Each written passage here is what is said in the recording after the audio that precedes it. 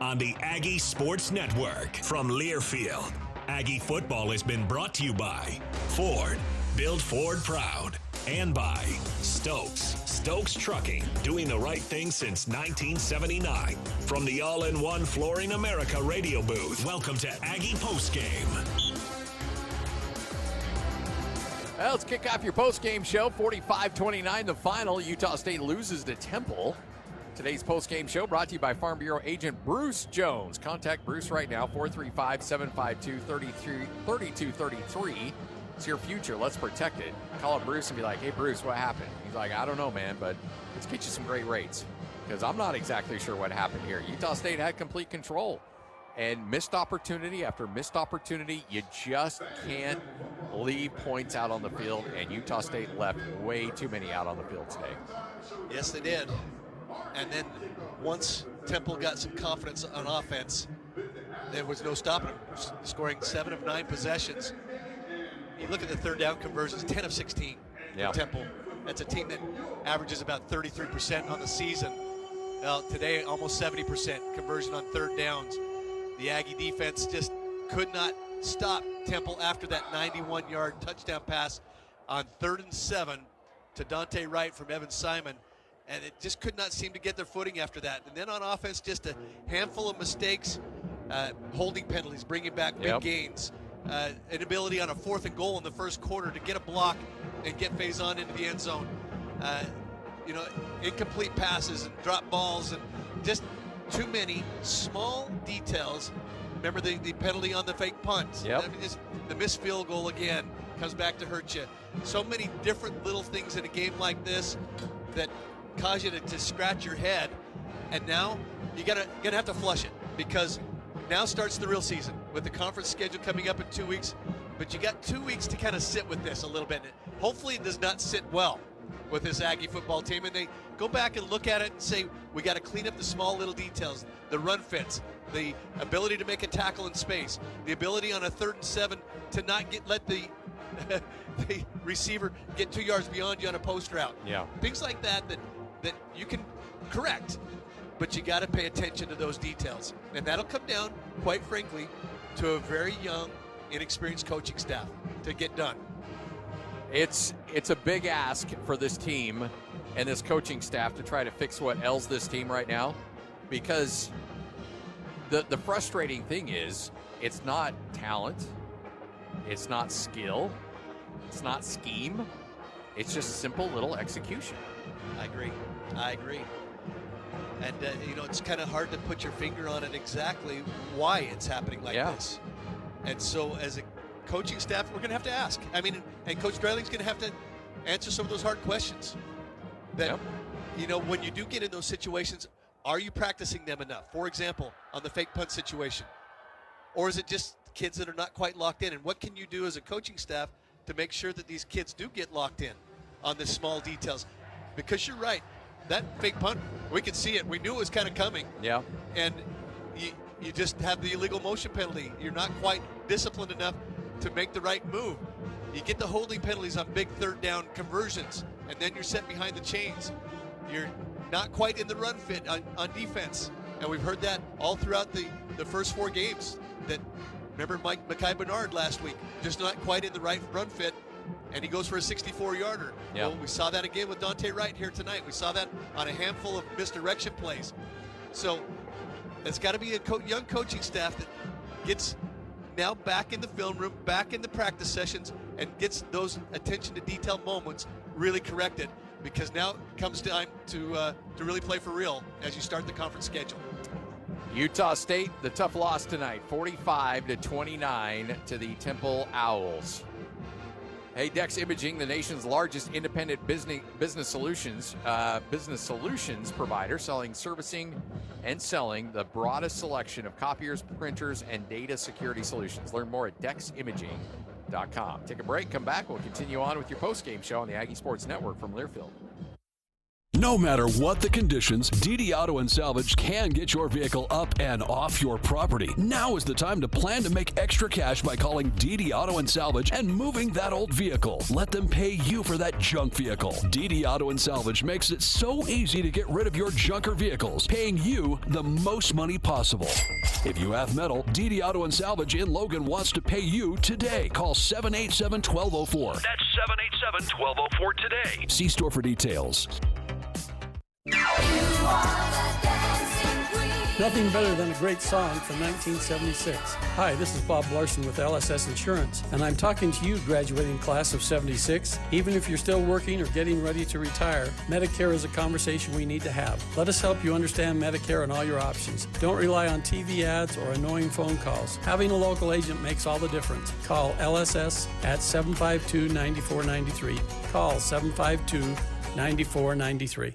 Have you thought about your furnace lately? Of course not. It's hot outside. Now's a great time to start thinking about replacing it or having it serviced for fall and winter. Advanced Heating and Air will help you get some of the industry's best rebates on a new high-efficient York furnace installed in your home. Or one of Advanced Heating and Air's service professionals can service your furnace for the upcoming winter season. Call today, 752-7272, or schedule a free estimate at advancedheating-ac.com.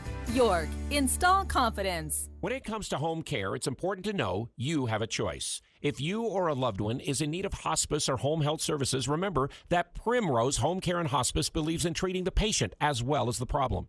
We work directly with you and your doctor to create a health plan that's catered to your needs. Our team is devoted to providing options in the freedom and safety of your own home. Visit us at primrosecare.com or call to schedule a free consultation. Primrose Home Care and Hospice, your local hospice and home health provider since 2006.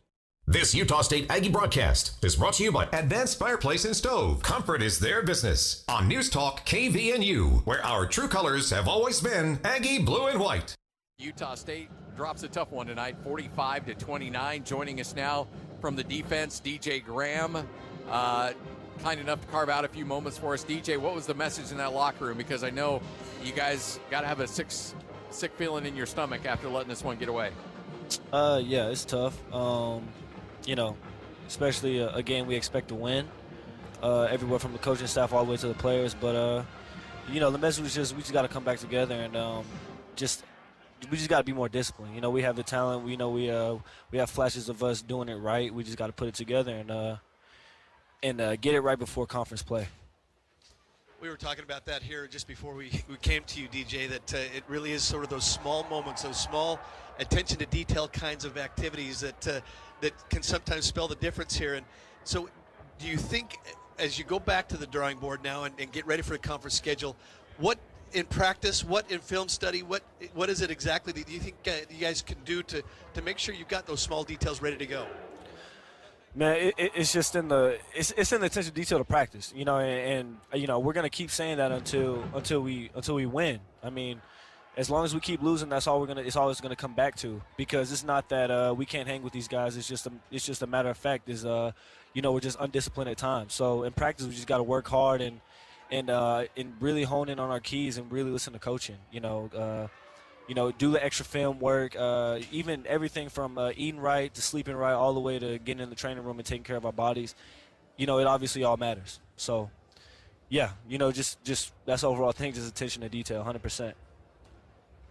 Is it a good time for this bye week to kind of just regroup and say, okay, let's work on those fundamentals, let's work on those little details? I mean, is this a good time? Yeah, no, absolutely. And, we have a tough opponent coming up in Boise, and it's good that we get 2 weeks to prepare for them. Especially coming off this loss, we could put it to bed, throw it in the trash, and we're in the best opportunity, we're in the best boat possible for the opponent that we're playing. So just tell the guy, I'm just gonna tell the guys, just stay in it, man, just stay in it. We got it, bro. Like we have everything that we need, but these 2 weeks is crucial. We could get our bodies back right, we could get our minds right, get away from football for a little bit. And when we come back for that week coming up, we'll be ready to go. When your own personal journey here, DJ, coming from Oklahoma, what's that transition been like for you? And as you look at what this team can continue to do, I mean, certainly you start over now with the conference schedule, and now it's kind of 0-0 again, and you try to get started for a new season. Yeah, you know what? I was, first of all, football's football. Being at OU and here, I mean, they are, they have their differences, but football's football at the end of the day. I was telling the guys after that Utah loss that I feel like we really could have won. Dude, my freshman year when we won the Big 12 championship, we started off 1-2. So I was just telling them it doesn't matter. We won the Big 12 championship starting off 1-2, slow start, went undefeated for the rest of the year. We're in the same boat essentially. We're 1-3, haven't played conference yet. We can still make it to the conference title. We can still do our thing. So, that's really what I've been harping on. Well, obviously you get 2 weeks off. Are you, on a personal note, are you going to try to sneak away a little bit? Are you staying in town? What are your plans? If I got time, I'm definitely getting away. I'm the type of dude I like to get away for a little bit, get my mind off things, so I'm refreshed. But yeah, if I have time, I'm definitely get away. And what was your sense in the locker room about your guys? I mean, obviously disappointed, but do you sense any concern with confidence, or do you feel like guys are still heads are up? Yeah, no, the heads are up, and if we see anybody down, we're getting them up. But for the most part, from what I saw, everybody's heads are up, and we're going to stay optimistic. I mean, it's the only way. I mean, if it's not that way, then we're doomed. So, everyone, we need to stay, stay confident. The vibe, obviously disappointed, but, we're not down, we're not out, we're not going to quit. Thank you, DJ. We appreciate it, man. Appreciate it, man. Appreciate y'all. There it is, DJ Graham, the Oklahoma transfer, joining us right here on the Aggie Sports Network from Learfield. Had 4 tackles tonight. Got the start at the corner spot tonight, and I like what he said there, though, that if we get our heads down, we're doomed. And so we got to get right now as we launch into the conference schedule, because now this is what you're really playing for. So you start kind of flush everything. You've stopped. You're done with your preseason. Now you got to go to Boise and try to figure out how to make those small details come to play. DJ Graham, tonight's hidden hero of the game, brought to you by Stokes Trucking, doing the right thing since 1979. Take another break, come back.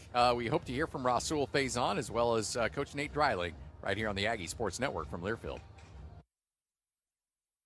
Trucking says thank you to America's truckers. When the pandemic hit and everyone stayed home, you carried on to bring us everything we need. We salute you, truckers. Drivers based in northern Utah are home weekly for their restart. Top drivers can earn $100,000 per year in total compensation. Find us online at StokesTrucking.com or listen to our podcast, Driver to Driver, a Stokes Trucking podcast. Thank you, truckers. You bring us everything. Stokes Trucking, doing the right thing since 1979. Dear Truckin' Awesome. Want more horsepower in the stable? The Tundra iForce Max is all the truck you need with its electrifying twin-turbo V6 and instantaneous torque. Saddle up the Tacoma TRD Pro and tame trails with the 4Runner when nature plays tough. Yes, sir. Toyota trucks. Toyota. Let's go places.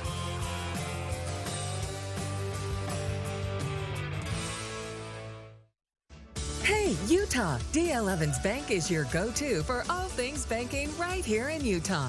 At D.L. Evans Bank, we're more than just a bank. We're your neighbors, your friends, and your financial partners. And guess what? We're proud to serve the great communities across the beautiful state of Utah. Swing by any of our branches and experience banking with a local touch. D.L. Evans Bank. Community banking since 1904.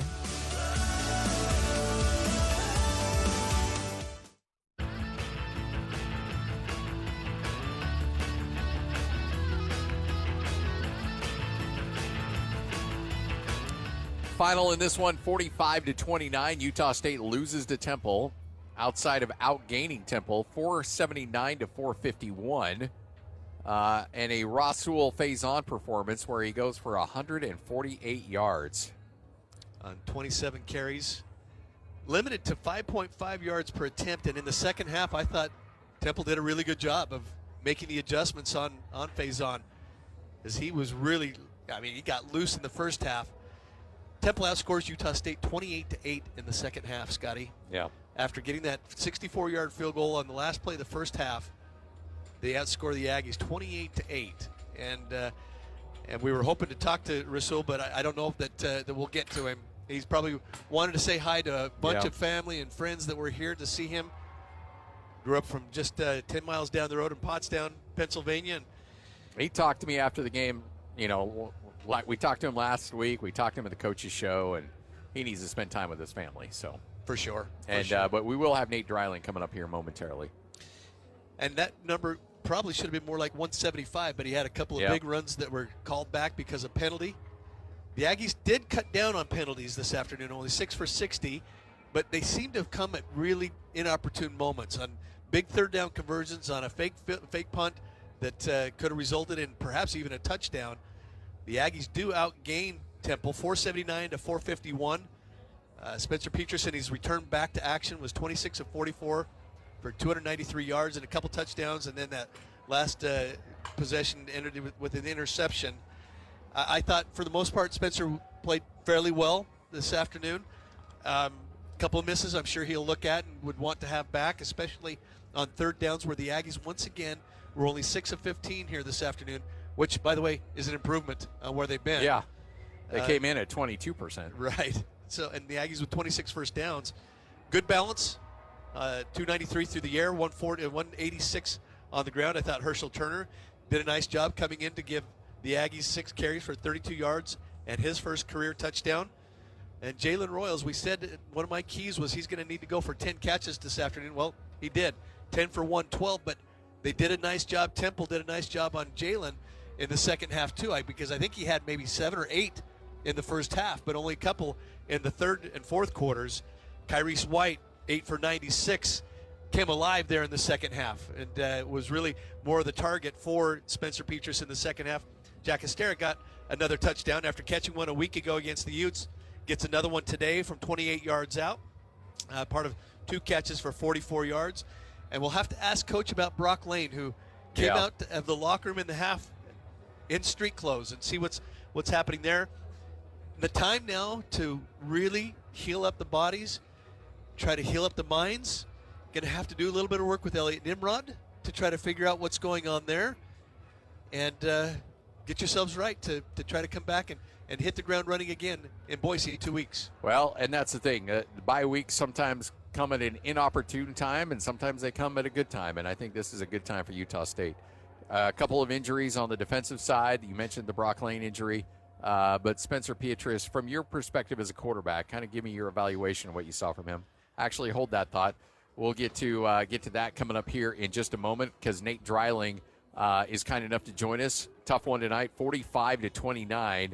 And, Coach, a lot to break down here, but missed opportunities in the first quarter to really extend that lead out. The penalty on what probably could have been a touchdown on the fake punt.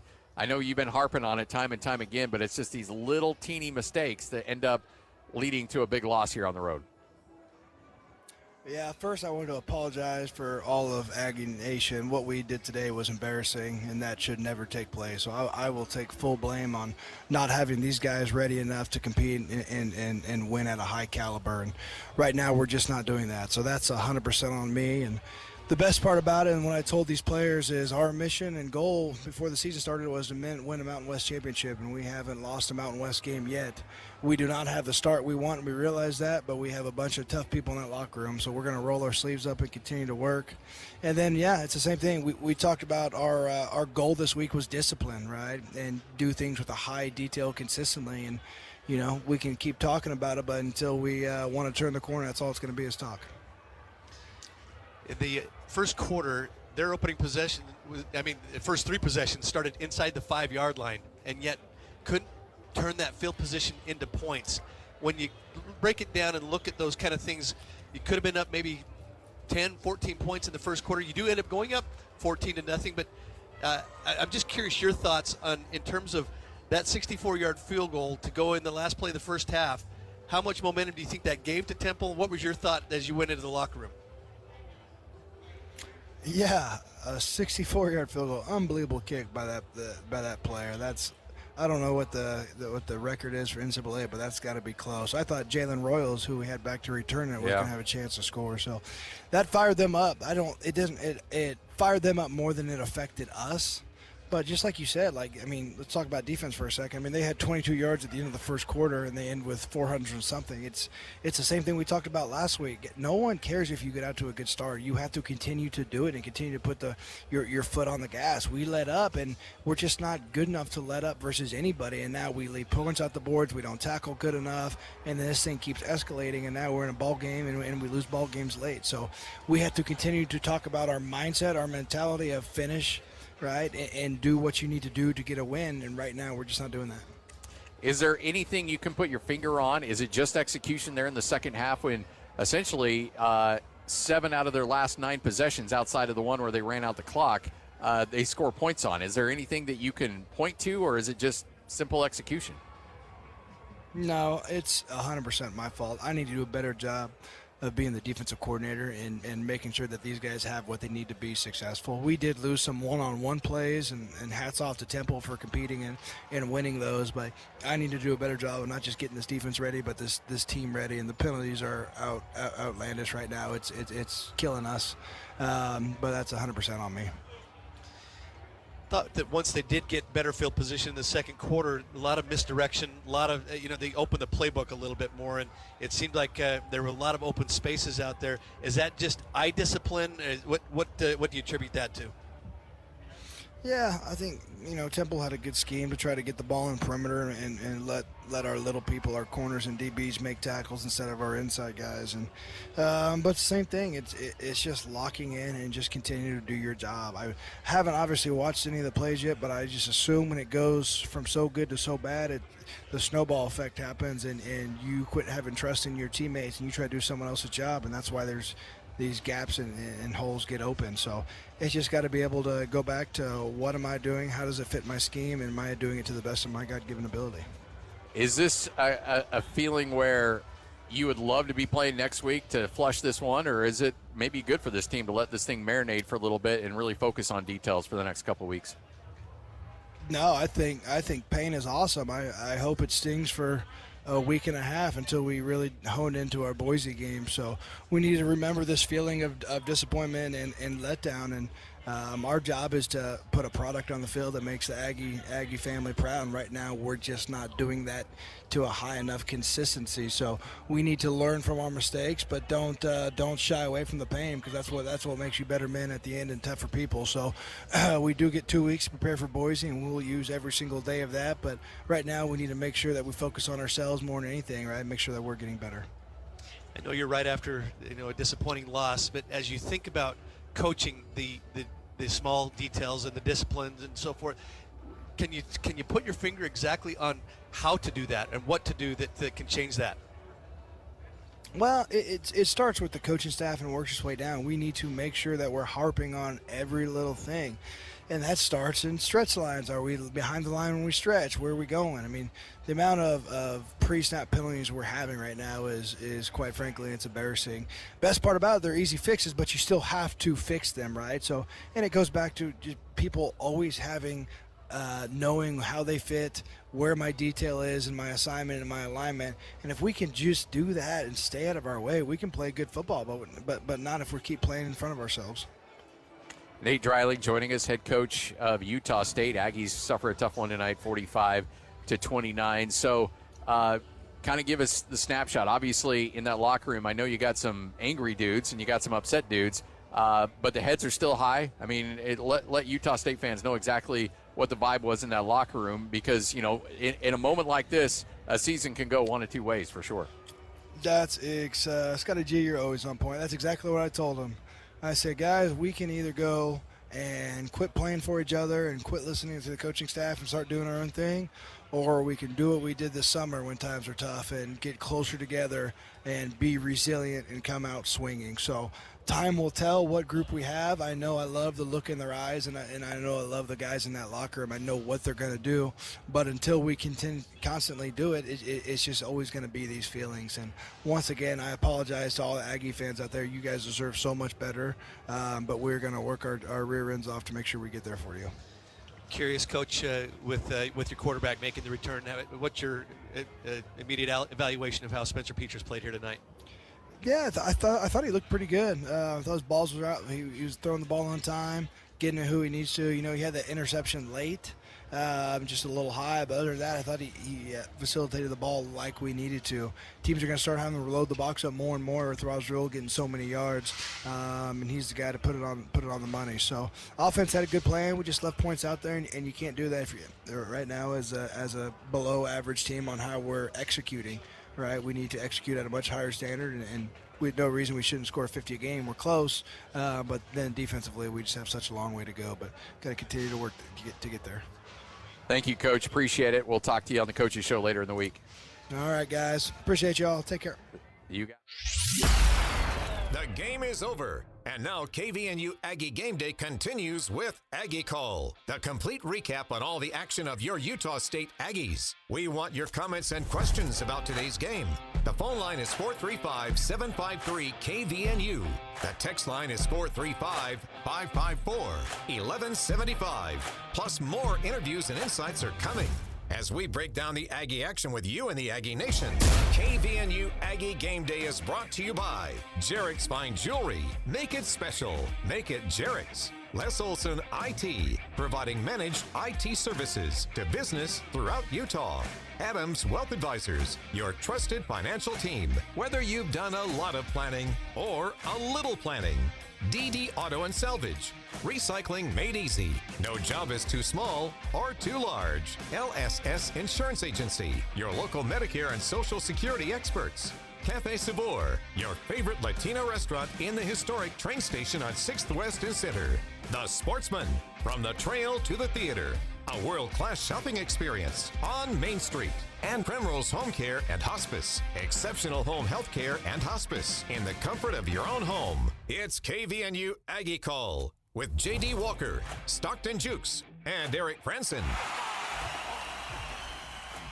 Well, welcome, Aggie family, to group therapy on Saturday the 21st. The Aggies taking the loss from Temple. I'm J.D. Walker, joined with Eric Franson. We got Stockton Jukes and DJ Nelson calling in, joining us.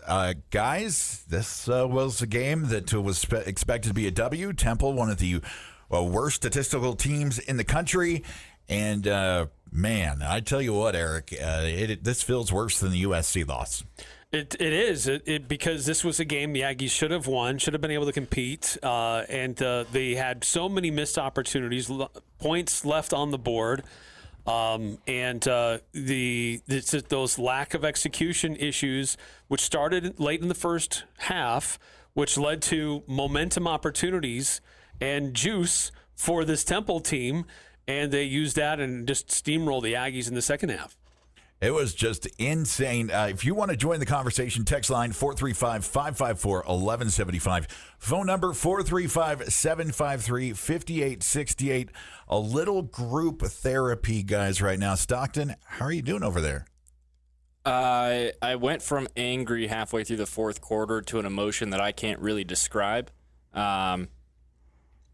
I'm not angry anymore. I think the best way that I can describe how I feel right now is that I'm glad that when I walk out of the studio, I don't have to think about Utah State football for 10 days. That's pretty cool.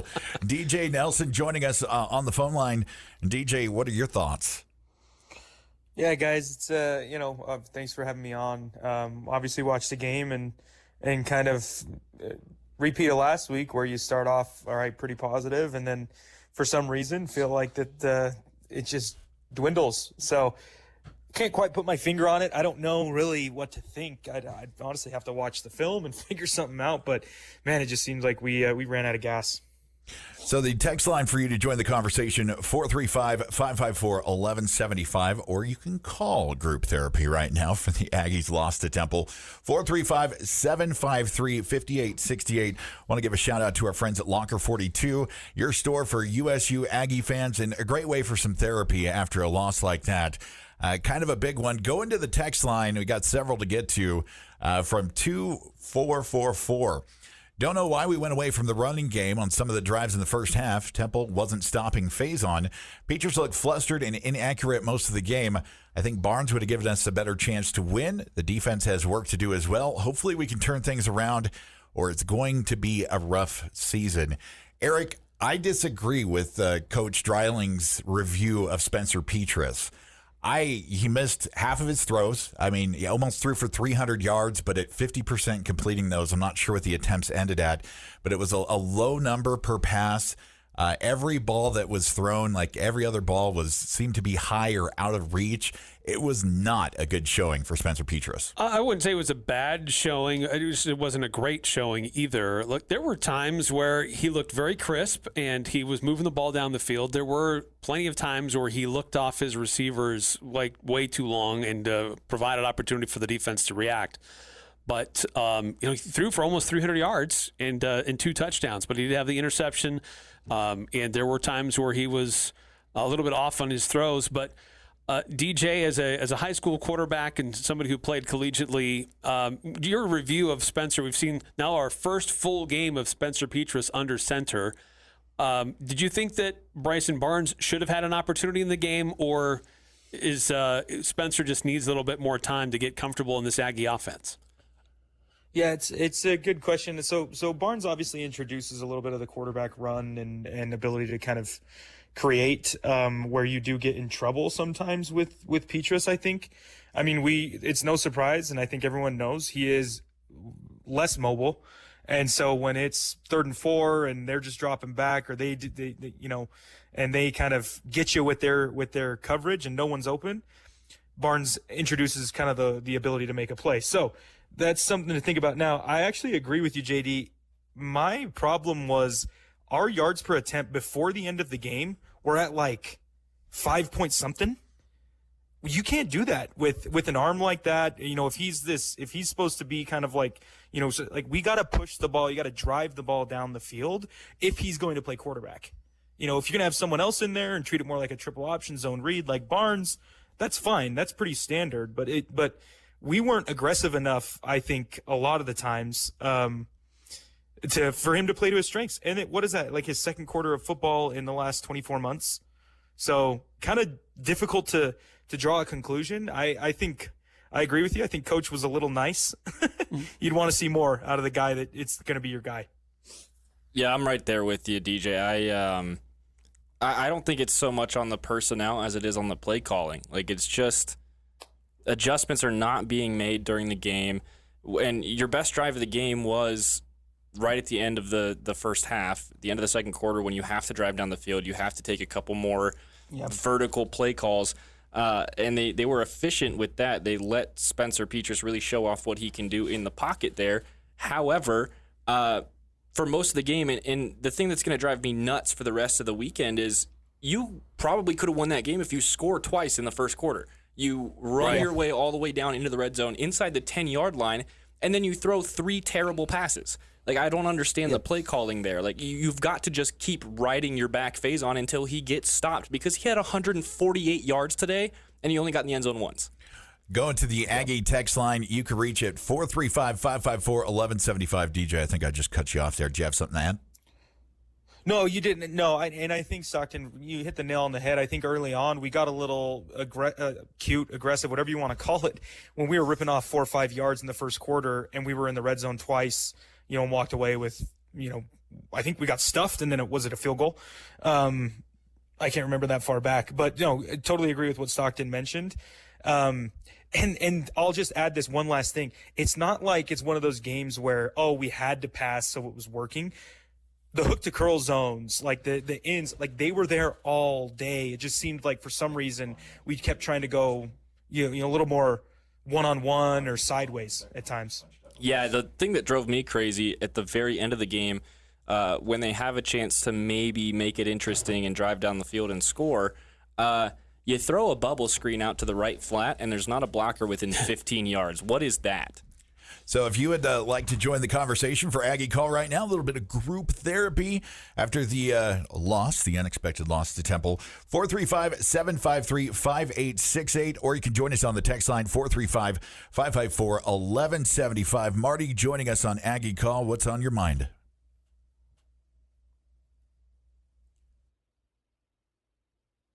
Listening to this on Sirius Radio, the Temple feed. So I probably have a little bit different take on, those guys are pretty excited, but I've had season tickets for 30 plus years. We've had some pretty good seasons, and we've had the other kind. But this to me, it just feels different. I don't know what the heck to say. It just, finally in the middle of that fourth quarter, I just turned the dang thing off. I was tired of it, and I don't think it's the players' fault. Maybe a little bit of coaching, but I think it's the frickin' administration. What they've done through the summer, and I'll blame that. But we've got a coach that's not ready to coach. He's a good guy and all of that, and he's doing what he can. But it's to me, it goes way beyond what's on the field and the coaching staff. I'm just frickin' fed up with it. I don't know what I mean, if it wasn't a family show, I'd be saying some of my barn words, It just, I'm fed up with it. I'm just so, well, that's all. The rest of it would be, geez. I'm pretty sure, Marty, that we have mutual feelings of all of that in the Aggie community right now. Turn off your PFL. That makes sense now. Aggie call. If you want to join us right now, the phone number 435-753-5868. Marty, sorry about that. We got a little disconnected there on that call. But if you'd like to join the thing, we're going to take a quick break right now and come back. We'll have Rasul Faison's post-game comments and more to come here on Aggie Game Day. The patio is open. The chips are endless. Drinks on tap. You know it's got to be Cafe Sabor, Cache Valley's best Mexican restaurant, gold winner in the Best of Northern Utah contest. Experience Locals Day every Thursday with a huge burrito, endless chips and soda, only $7.95. That's a complete lunch for just $7.95. Finding any lunch under $10 is nearly impossible. Every Thursday, drinks, chips, and massive burrito, just $7.95. The patio, the sun, the fun at Cafe Sabor in the historic train station on 6th Weston Center in Logan. Whether you're a farmer working the fields, a homeowner tackling weekend projects, or a contractor building the next big thing, you need a Kubota machine that works as hard as you do. And Cache Equipment is home to all your Kubota equipment service and parts needs. From plowing fields and clearing land to digging trenches and moving material. Come see why Cache Equipment and Kubota are the choice of champions on the farm, at home, and on the job site. Cache Equipment in Hyde Park and online at cacheequipment.com. This is Ryan, My Mattress. I have a little bit of a bone to pick with online bed-in-a-box mattresses. If value is the combination of price and quality, these beds are not a good value. They cost about $1,000 and they last about 3 years. That's not a very good ratio. At My Mattress, you can get a $799 Sealy Posturepedic that will last you 10 plus years. The best value is at My Mattress. Isn't it time to sleep exceptionally? Talking about Aggie football like no one else can. KVNU Game Day is back. Welcome back to Aggie Call, your kind of group therapy after the Aggies drop one to Temple on the road in Philadelphia. A lot of response, a lot of things going on. If you want to join us, the phone number 435-753-5868. The text line 435-554-1175. The text line sponsored by Advanced Garage and Door. We sell peace of mind. Jarek's Fine Jewelry. Everybody knows Jarek's is a popular engagement ring store. Make it special. Make it Jarek's. Check it out, 3342 on the Aggie text line. The team had so many chances to capitalize. They needed to. Possibly time to see who else can kick field goals for us. Not sure how I feel right now. Frustrated with the two drastically different offenses that we're seeing. Eric, DJ, your thoughts on kind of the Jekyll and Hyde offense we're seeing from the Utah State Aggies? Well, it's we hear Coach Dreiling. He has said it before, and he said it again today. This is an offense that can score 50 points or score at will. But I haven't seen that offense. When? Yeah, I haven't seen them yet do that in a game, at least. We saw it in a half in the opener, but that was against a lower division school. So the consistency is certainly a problem here. And Before we continue on that, though, I was struck by how many times Coach Dreiling apologized today after the game in his post-game comments. 3 different occasions he made a point to directly apologize to Aggie fans.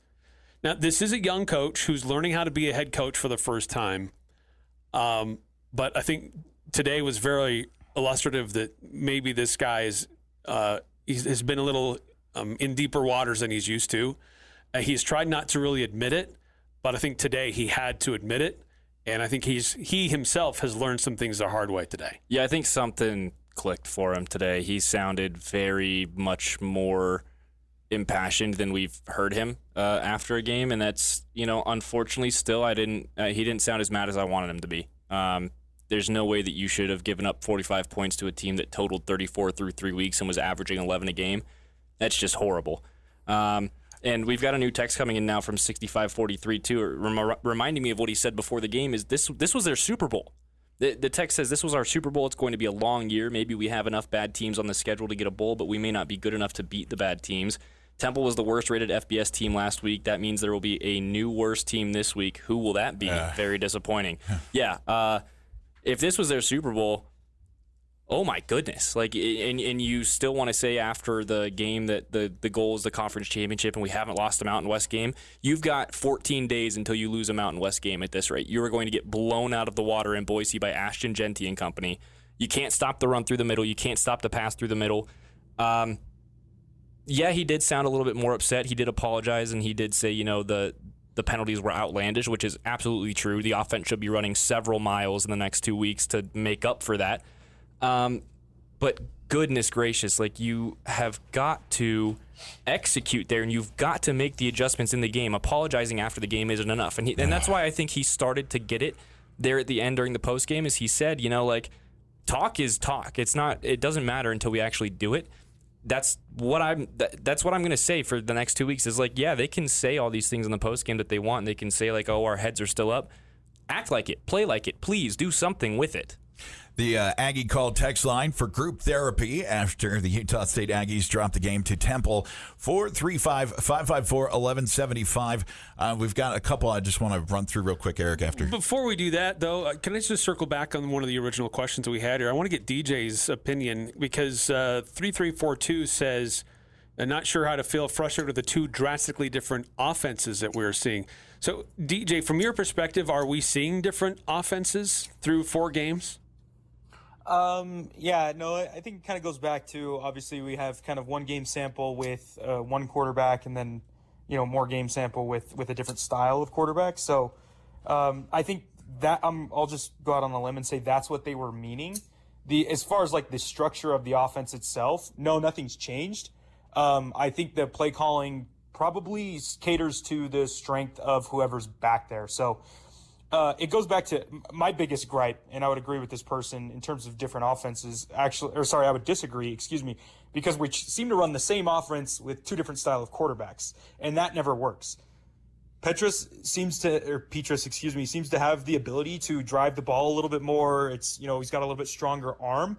Let's use that. Let's hit 2nd and 3rd level windows, dagger concepts, types of things that we saw Kyrie's catch a few times. We can get one-on-ones with Jalen Royals, but it seemed like we were kind of limiting ourselves, not really knowing how to balance the chunks we were able to get with the run, and then also mixing in what Petrus does best, which is vertical passing. So, hopefully they'll figure it out. But this is the guy that they've gone with. Coach was very explicit last week after Barnes kind of played okay, and people were kind of wondering, what do you do? Petrus is our guy. Okay, well, you got to figure it out. You got to come in with a plan. You can't spend, a quarter and a half just fumbling around and then, now we found it. You should know that. You should be ready, have a game plan for the guy. Several texts coming in on the Aggie Call text line, 435-554-1175. Sponsored by Cash Equipment. Do you need some heavy equipment to bury that Aggie loss in your memory? Check out Cash Equipment today in Hyde Park or cashequipment.com. Need to get some new sports gear to maybe burn. If you're superstitious, you wore that Aggie sweatshirt or shirt today and you need to get some new gear, check out the Sportsman. They've been providing Cache Valley with an extensive variety of all-season sporting goods since 1970 or since 1947.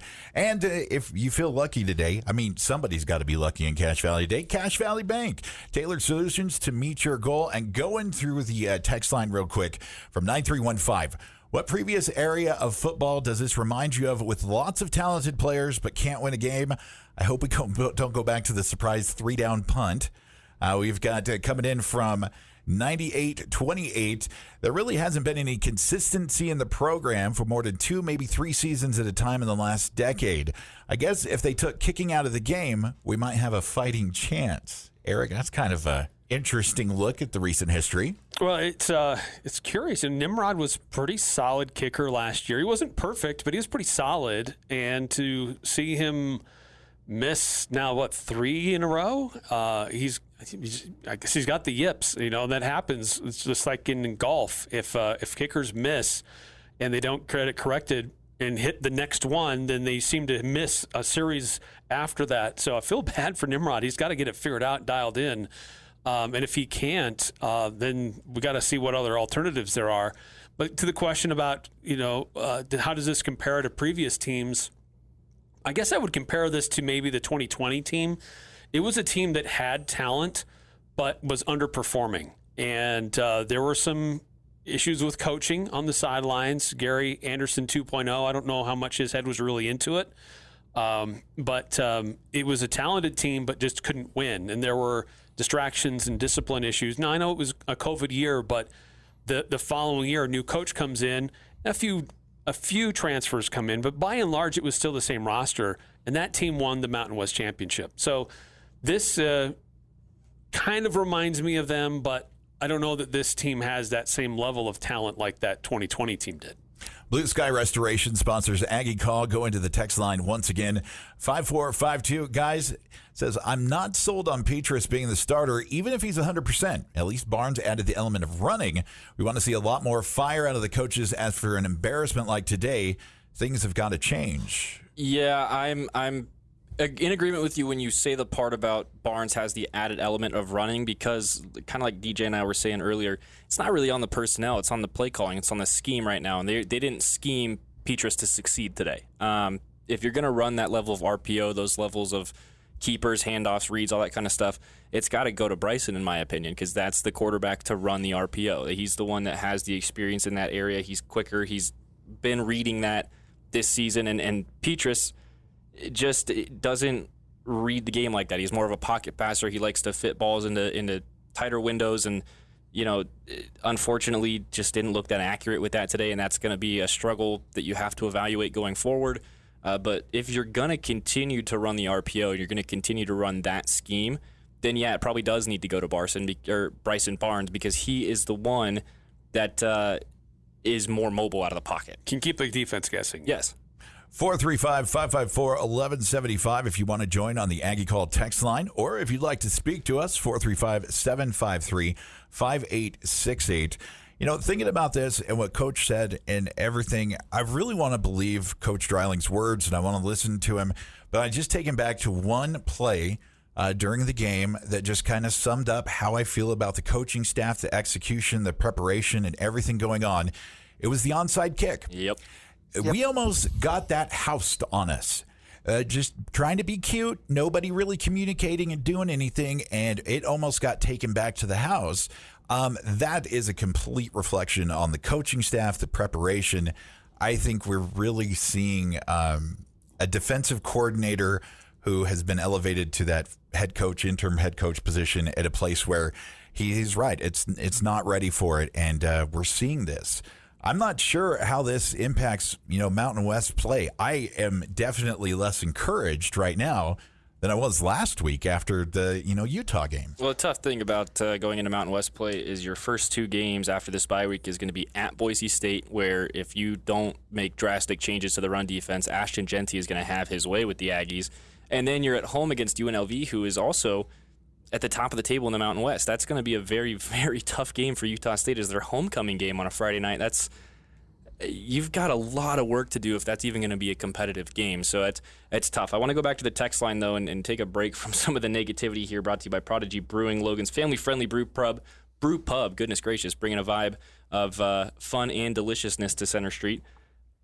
Hey, guys, hoping that we're able to move on after this extremely disappointing performance. Do you want to hold on to that for a second? Yeah, let's hold on to that one because that's going to open up conference realignment real quick. I'll fix one right here, 5661, and then we'll take a break and come back with that one on the text line, 435-554-1175 if you want to sound off on the Aggies versus Temple picking up the L today from 5661. I'm glad the coach finally took blame and apologized for the loss. I agree with him, and he said, let's let the pain stinks. We really need these young men to execute. DJ, like, how do you feel about that? I'm more on the other side of the coaching staff needs to find a way to adapt to the players and help them execute the game plan. It just doesn't seem like that's really meeting anywhere right now. Yeah, no, I think obviously you're seeing kind of like people who like let's take a step back. Not the easiest thing to do to coach, even with a full season or full off season, right? So, and then, to get the curveball thrown, we're seeing a lot of things, and Coach mentioned it in his comments, like you gotta learn, and he's got to get better as well, right? As does the entire staff. I think kind of similar to last week, though, if you think about it, as we were talking about this earlier, not only like the onside kick and the lack of knowledge and preparedness there, before half, we score, where it's 21-14. What is the last thing you want on a kickoff? Big return. A good return. And then what do? A good return. And then it's one completion, and now they're in field goal range. And what happened after that? I mean, that sparked their entire team, right? So anyway, those are things. It was the same thing last week with, all right, it's our ball, under 5 minutes. We're driving on Utah.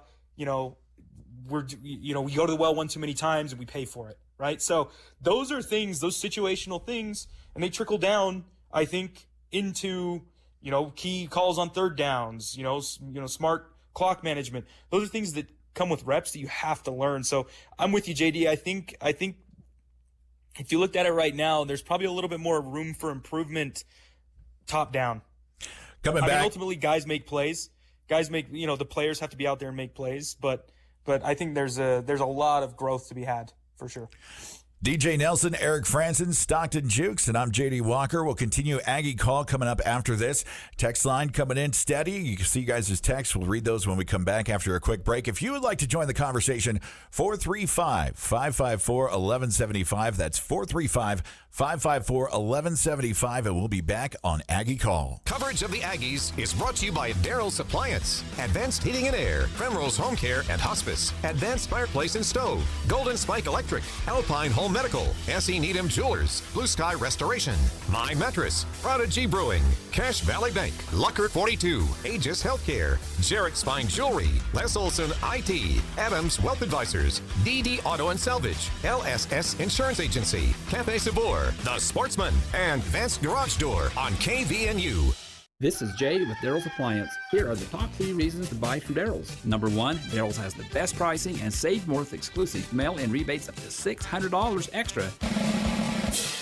Number 2, introducing a 2-year parts and labor warranty on all appliances when delivered and installed by us. That's security. Number 3, if something goes wrong, Daryl's factory-trained in-house techs service everything we sell. From the service to the sale and install, Daryl's Appliance does it all. Daryl's, west on Airport Road, open until 6 p.m. on weekdays, 5 on Saturday. When grid failures and severe weather cause power outages, your business might take a hit, or at home, you could lose your refrigerated food storage. Generac Standby Power Solutions help ensure an uninterrupted power supply. Generac is the #1 brand of standby generators. Get yours today from Golden Spike Electric, your trusted source for safety and security. Golden Spike Electric, powering your peace of mind. Online at gscgenerators.com or call 257-3016. They also service other models. This Aggie broadcast is brought to you by The Sportsman, a world-class shopping experience on Main Street on News Talk KVNU, the home of the Aggies.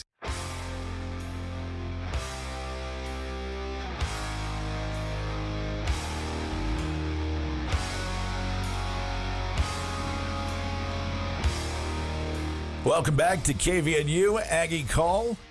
or affectionately known as group therapy for the Utah State Aggie fans right now. As, let it all out. Just let it all out. The Aggies drop the game to Temple.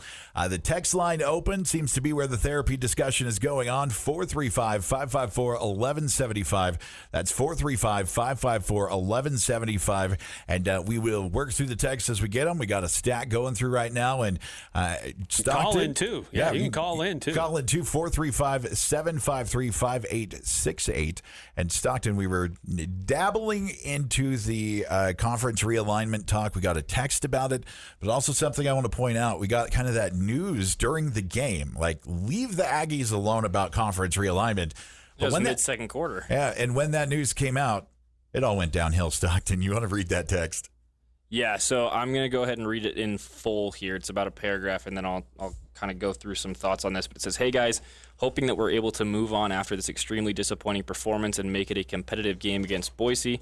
Looking past the game, I'm seeing a fair amount of reports saying that USU is a front runner for a spot in the new Pac-12. Thoughts on that? How would that impact the university and football program? Is our argument to be part of the Pac-12 solely based on our basketball performance after all these poor performances from our football team over the past few years? What needs to happen so that we can make a change moving forward? Loaded question. Thanks from Miles. Well, yeah, thanks, Miles. Lots of stuff to break down in there. But like we were saying, that news broke, headlined about midway through the second quarter, where UNLV and Utah State are kind of the front runners for the next two from the Mountain West to be quote-unquote poached. From Brett McMurphy, who's a respected reporter throughout college athletics. No, it's a very credible report. Yeah, so it's something to think about for Utah State, and we might have to backtrack on the Conference of Traders comments that we've been making for the last week and a half. But yeah, we'll start with the thoughts on whether it's football, basketball. The Pac-12 is taking San Diego State and Colorado State right out of the gate, and that is purely basketball driven for me. Colorado State has really fallen apart in football, and they've been shooting themselves in the foot on social media too. It's kind of a clown show over there right now. They're still a good football team. I'm pretty sure they're winning right now, and they'll probably take that game in Fort Collins at the very end of the regular season against Utah State. But they didn't get taken based on football. Neither did San Diego State. If it was all based on football, you would have thought that Fresno State would be in the conversation, San Jose State would be in the conversation. But basketball, I think, is definitely a huge driving factor, especially where I think the Pac-12 kind of realizes their reign of being a power football conference is over. It's not something they'll be able to recover, especially after all the teams that they lost went to the Big Three, or the Big Four, I guess. But you've got to focus on basketball now if that's where you want to really get your footing, because that's where I think this conference is going to make most of their media money. But I think football's still the cash cow. Football football will always be, at. and that is the impact for everything. Football is a huge factor for the Pac-12 to think. It's nice if you have a good basketball team, but it means everything if you have a good football team. So Jason Walker was writing an article during the game. He's hanging out with us somewhere here at the mothership. CashValleyDaily.com. He kind of gives all his thoughts. Jason's the guy who keeps me balanced and from getting bad Aggie tattoos at the spur of the moment. He kind of keeps me grounded there. We've got room for you. You can call 435-753-5868.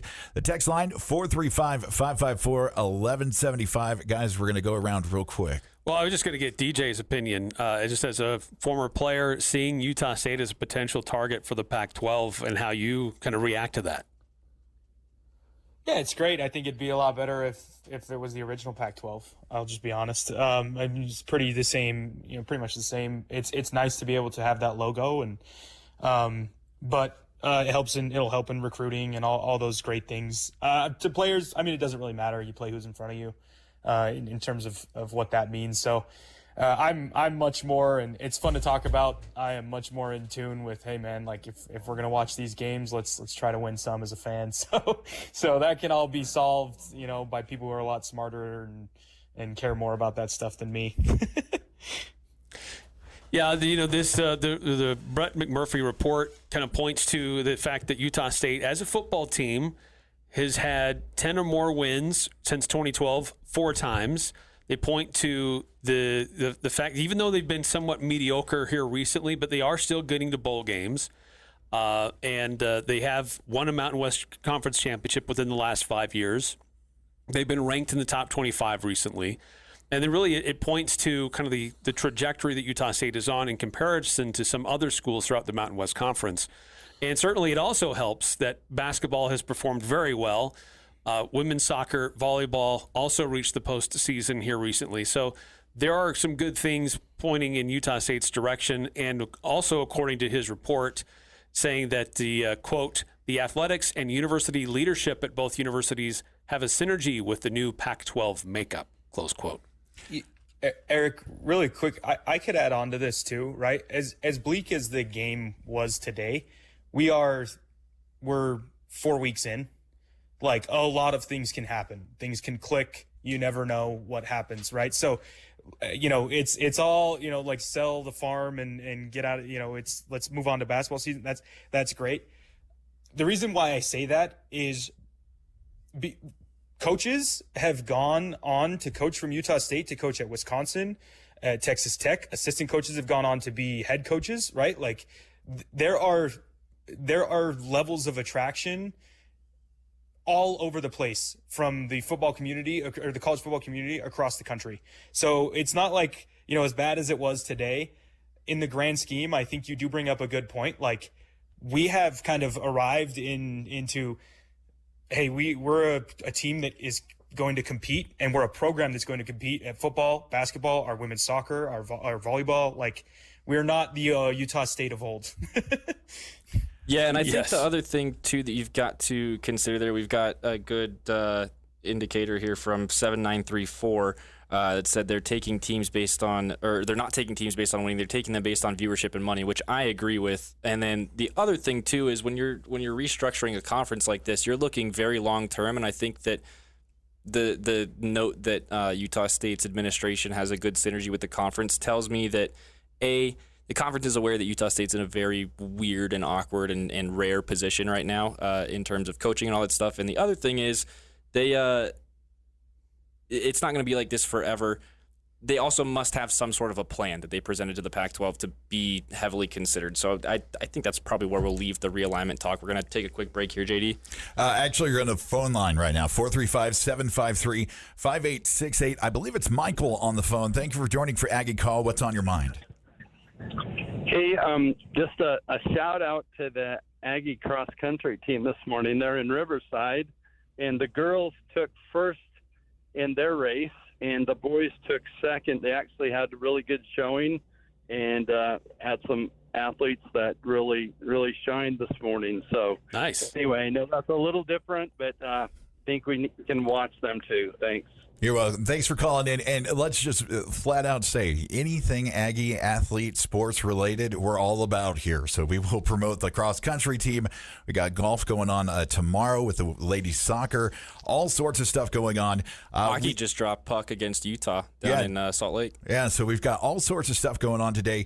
Les Olson IT, a proud sponsor of Aggie Call, and in fact, might be looking for a new defensive coordinator at Les Olson IT. But thanks to those guys for sponsoring. Go into the text line now. We're going to motor through this because we got several here. 435-554-1175. DJ, we're going to go to you on this one from 4151. What do you think of the play of the defensive line? Which positions need to do a better job in order to stop the run on defense? Yep, that's a good question. As I was watching the game, there's one thing that stood out to me was we lack a little bit of depth. And we know that going into, in the climate of college football, right? Like it's not the same where you become a developmental program and, guys, they jump around, they move around. So depth is usually the first thing that a school like Utah State will start to lack. I can't put my finger on it, to be honest with you. I don't know what it was. Was it the cross-country flight, switching time zones? I cannot tell you why it seemed like in the first quarter and a half, they weren't going to be able to do anything against us. And then seemingly it was 6, 7, 8 yards a carry. I didn't look at time of possession or anything like that. So I can't really put my finger on it. I just know that there is a serious lack of depth that usually compromises your defensive front first when you're going up against, the home team and a run-heavy team like Temple seem to be today. From the Aggie text line 2688, we'll go around the room with a real quick reaction on this one. Can we address the QB1 issue? Why are we playing Petrus? Obviously, I feel like today's games had a lot of mistakes from the coaching staff, but I feel like Barnes is a better QB. Am I alone on that sentiment? This is from Justice. Eric? Well, I think we saw that we've seen Bryson Barnes have the element of the running game at his disposal where he legitimately makes defenses think twice in the RPO.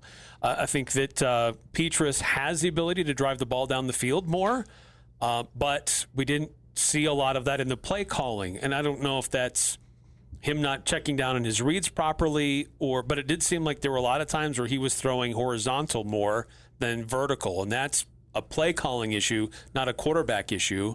So I don't know in that aspect how much different it would have been with Bryson Barnes, but there were times when there were some breakdowns where Barnes could have tucked and ran and at least kept keeping the chains moving. So it's tough. I think that Petrus missed on some throws. I think he led some guys or had some overthrows, but he also got the ball into some tight windows and was pretty crisp and clean getting the ball out quickly. So it's there are definite advantages with Petrus. I just don't know that the offensive play calling is maximizing his true potential. Stockton? Yeah, I just go back to the same thing that DJ and I were talking about a couple times now. Is it's the play calling to me. Like Petrus didn't play a very good game in terms of ball accuracy today, and wasn't as mobile as he maybe needed to be in some of those situations. But he is running the plays that he's being told to run, and so he's kind of limited in what he can do with that scheme. And he's not fully in control of that scheme.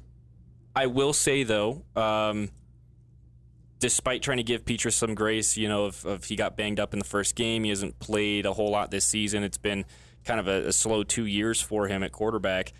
I still, looking at that Boise State game, would rather have Barnes under center. I think he throws the ball and runs the ball a little bit better right now. And that's not to say Spencer's not going to be able to come back, but I don't think he's back right now. He'll probably be able to escape pressure, too, that Boise will send at him. DJ, do you have a thought on that? Yeah.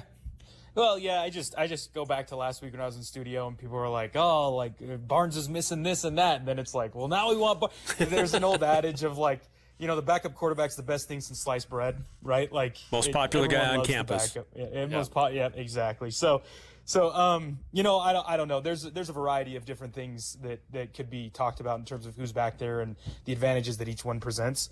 Bottom line, that coaching staff has been adamant about, Petrus being the guy coming from the head coach.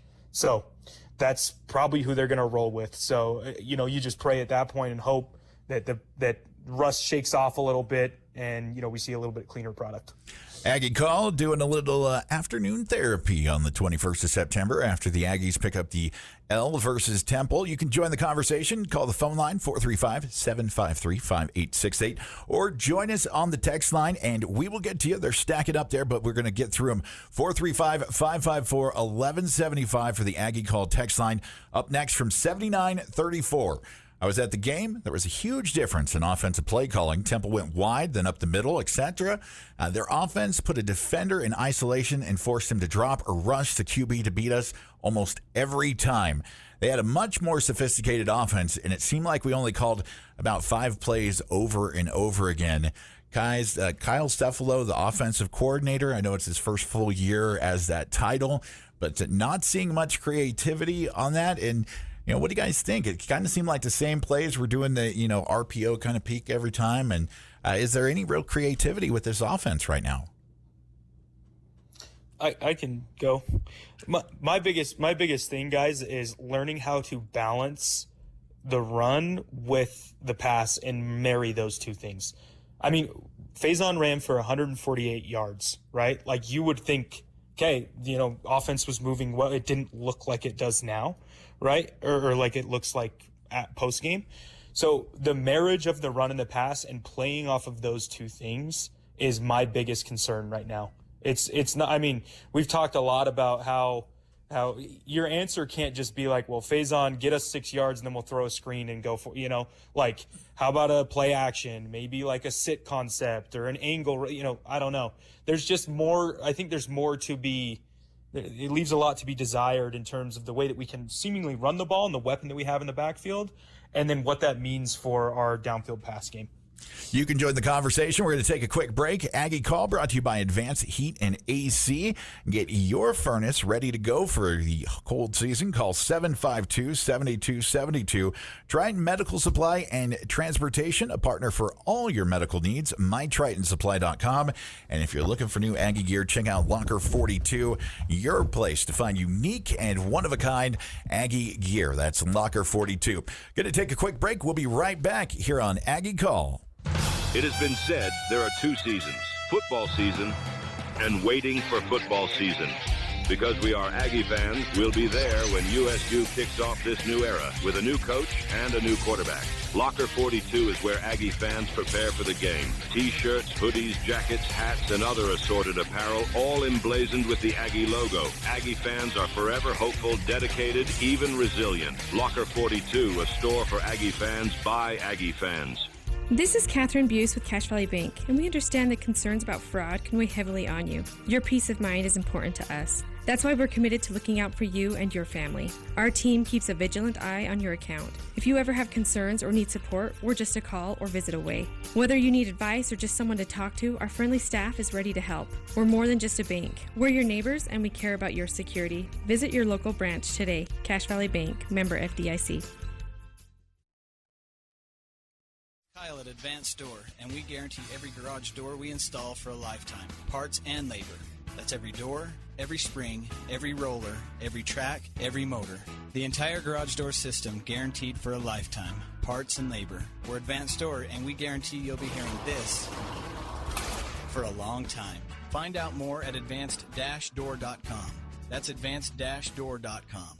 Aggie Call continues with J.D. Walker, Stockton Jukes, and Eric Franson on News Talk KVNU.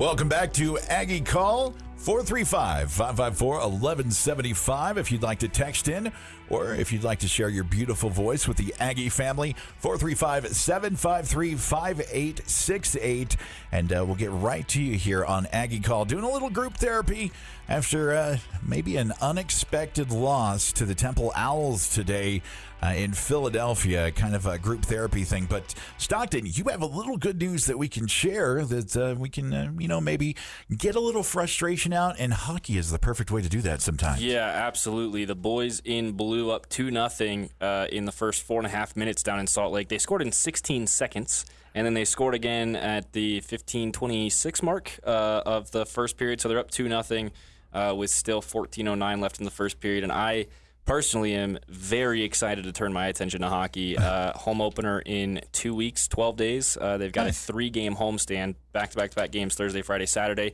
against Montana State, who went to the Nationals last year, then Montana, who they fought in the semifinals of the conference play, and then Providence, who they beat in the conference championship and then lost to for a Nationals berth. So, yeah, we're kind of mourning the loss to Temple today, but a lot of good stuff going on with USU Athletics. My Mattress, a proud sponsor of Aggie Call, and looking for your sleep experts, give them a call to get all your sleep expert needs. Advanced Garage Door, we sell peace of mind, and Jarek's Fine Jewelry. Make it special, make it Jarek's. Go into the text line for 2603.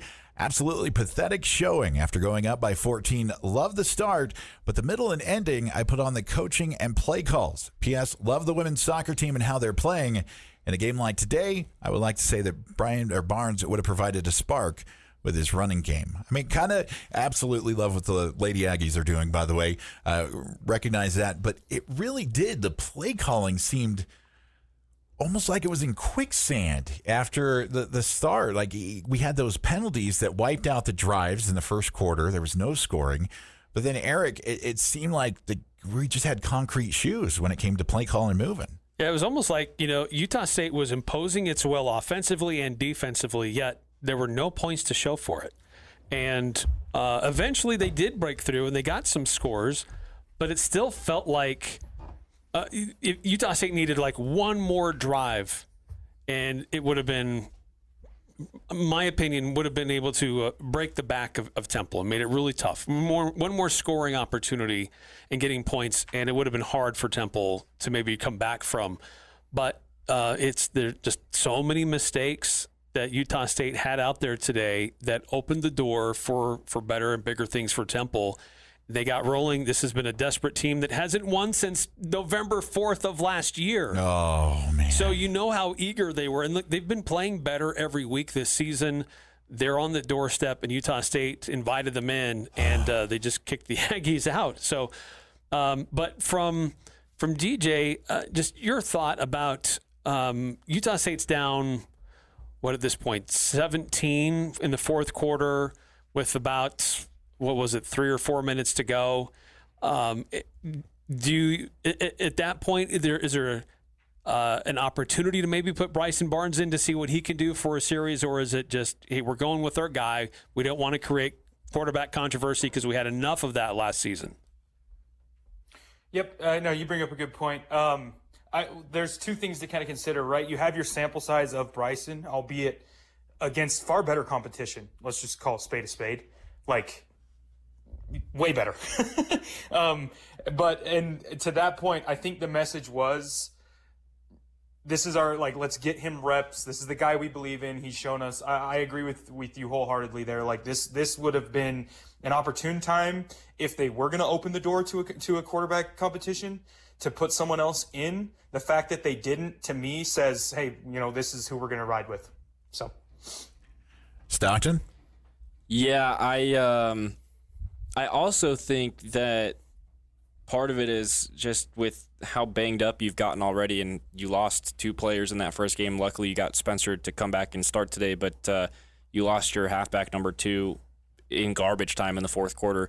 It's hard to want to take risks after something like that happens. So to put Bryson in the game there, you put him at risk in a game that the Aggies, they would have had to fight hard for. They were down 17 with 6 minutes to go. They would have had to really pull out a miracle, and it went the opposite way, unfortunately. So I just think that it was almost risk management too, and just being concerned about, hey, if we do initiate a quarterback battle, do we have quarterbacks left to battle it out? Yeah. So if you want to join the conversation, text line 435-554-1175. A couple texts we'll get to in just a second. Also, you can call in 435-753-5868. We wanted to hear from him in the postgame show, and Jason Walker working hard over there to get us some audio. This is Rasul Faison talking postgame after the loss to Temple. Rasul Faison had a career high in carries today. Obviously, a second straight 100-yard rushing game, 4th of his career. You guys can ask Rasul questions. Zul, Jason Walker with Cash Valley Daily.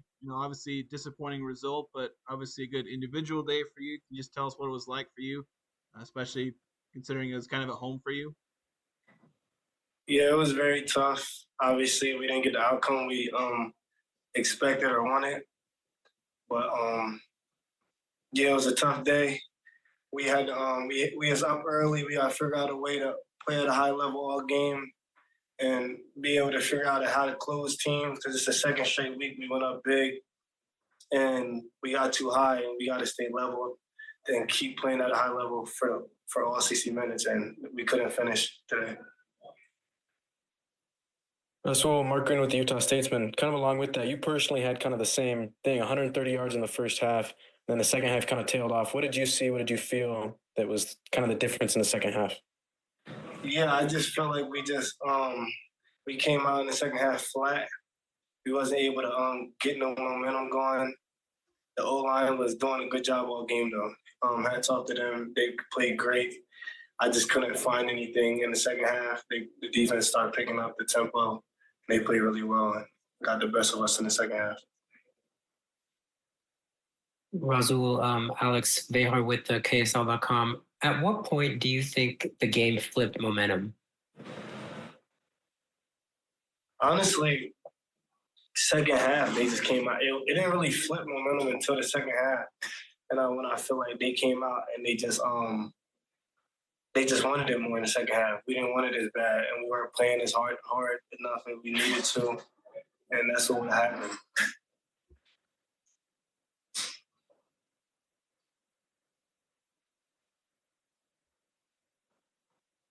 Anything else for Rasul? Yeah, actually, if I can just ask another question.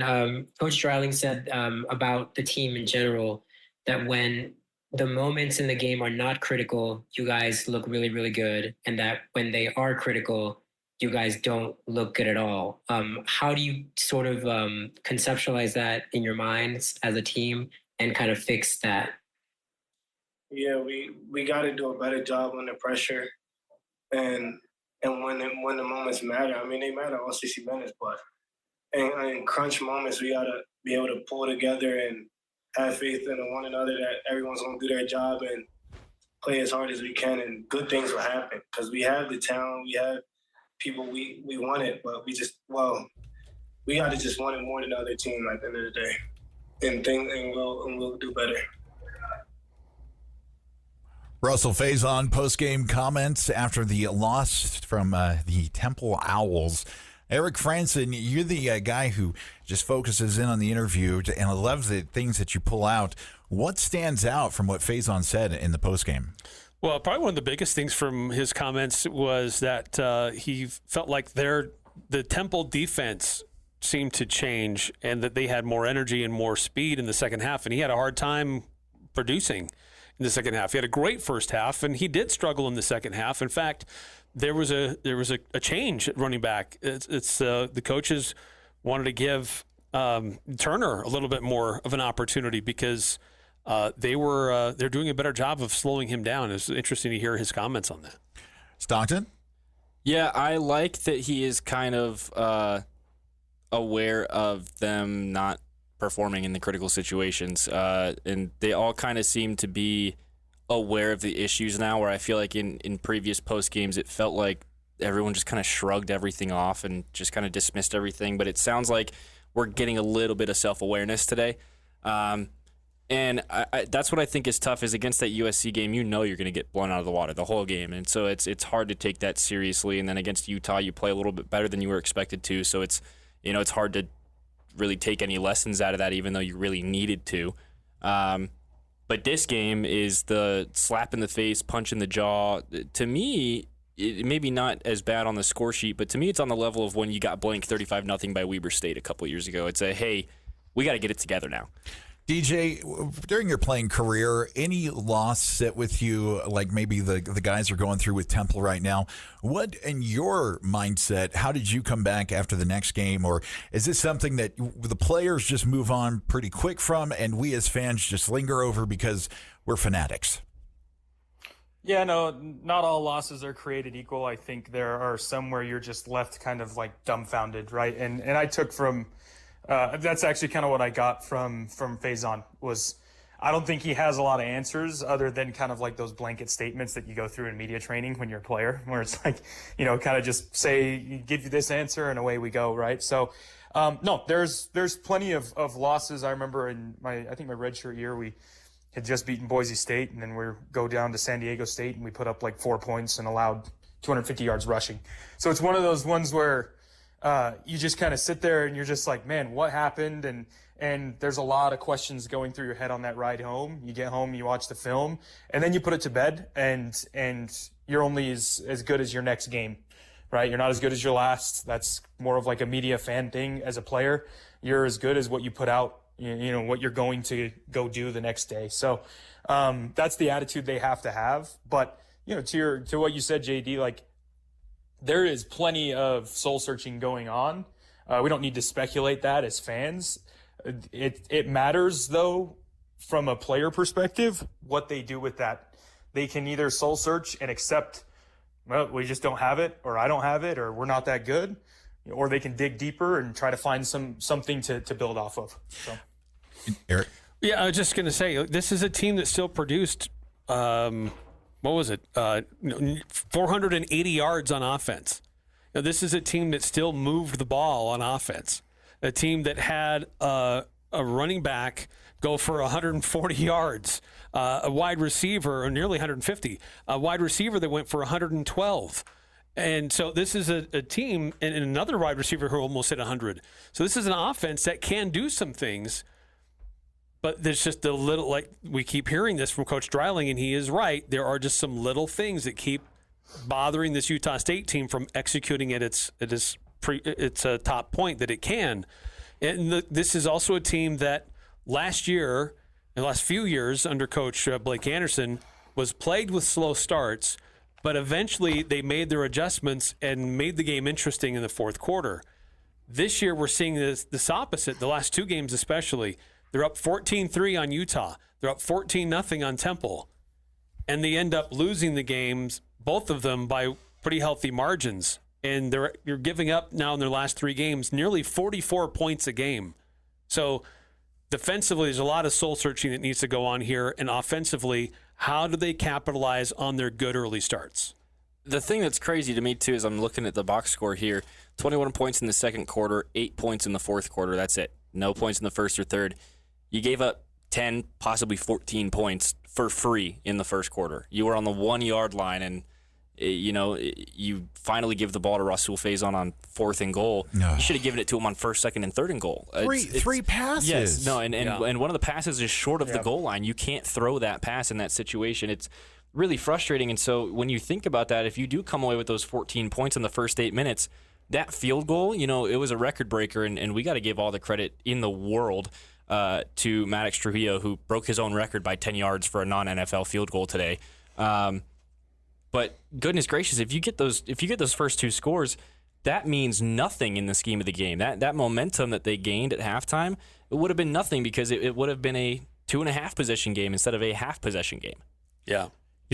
Looking at the game, I think Utah State won in between the 20s. From the 20 to the 20. They won the game. But, inside the red zone, they had great defensive stands to start out the game. They weren't giving anything up. And then just, you hit the red zone and those three passes, and, you're working to the side. And I know there's not a lot of room to work over there, but you've got Petrus running out there and the receiver just kind of staying on his route and not breaking away. It was just a really frustrating game. And Robert Morris was the thing where I really loved how Coach Dreiling came out and made adjustments on the defense. It seems like it was the complete opposite. It seemed like the defense was keeping them in the game for the first half, and whatever adjustments were made to the defense, it turned into a sieve. They were just able to go through, and it totally changed. The backbreaker for me was apparently when you hit the field goal post in Philadelphia and it bounces in, that's the other team's kryptonite. That souped them up so much. There's fairy dust in the crossbar. Yeah, there's something there that it was just insane to watch how that swung. Is there anything, that's my momentum shift. There was the big touchdown catch by Wright. That was a huge, they talked about all game, how he was missing MIA, and then the guy shows up and, runs out the door like Bo Jackson did in the Kingdome back in the day. Any moments where you saw a significant shift in the momentum, guys? Eric? Well, I think the big return that they were able to get to set up the long field goal at the end of the half, I thought, okay, 64 yards. No way. Okay, nice try. I guess you got to try it because you can't really do anything else. But okay, that's fine. Then he hits it, and it's okay, wow. And you see them okay, we're in striking distance now after being demoralized in the first half. Their average starting position for the first 4 drives was inside the 10-yard line. They couldn't get anywhere. They couldn't get past their own 22-yard line. So Utah State was living in their side of the field, and they just couldn't capitalize on it. And so that when they hit that field goal and they're jumping up and down and going to the locker room, man, that to me was what changed the game and totally flipped the momentum in their favor. 435-554-1175. If you want to text in, that's 435-554-1175, or call and sound off on the Aggies picking up the L today to Temple. 435-753-5868. DJ, did you notice a shift in momentum at any point in the game that you thought, this is where things are going to start going downhill? No, and that's probably the hardest thing to put your finger on. It was this kind of just gradual, okay, I mean, they hit the field goal, and we come out, and then there's kind of like some back and forth in the third quarter. And then suddenly, like, I looked at the score, and I'm like, wait, we're down 17. So that's why I'm kind of sitting here like, geez, I would love to get my hands on the All-22 and just try to figure out what was it. Did the plane get in late yesterday? You know, like, was there something that caused us to just go from empty to fumes in a matter of a quarter, you know? And it can't be, I'm sorry, it cannot be that a kicker hits a field goal right before half. It just can't be that. Like, it's crazy that Coach brought it up in his comments, and like, we're still kind of thinking about it, but like, that seems to have been it. Was like, it just sparked something, and we seem to have bought into whatever that was. DJ, let me ask you, just watching this game, it seemed consistently, particularly in the second half, but it started to rear its head in the second quarter, that they were having a lot of success with the horizontal run game, getting to the edges. Utah State could not set an edge to save their life. And then and coupled that with passing right in the middle of the field, they had a lot of success with their tight ends. Just what did you see some of the problems that they posed for Utah State defensively? Yep.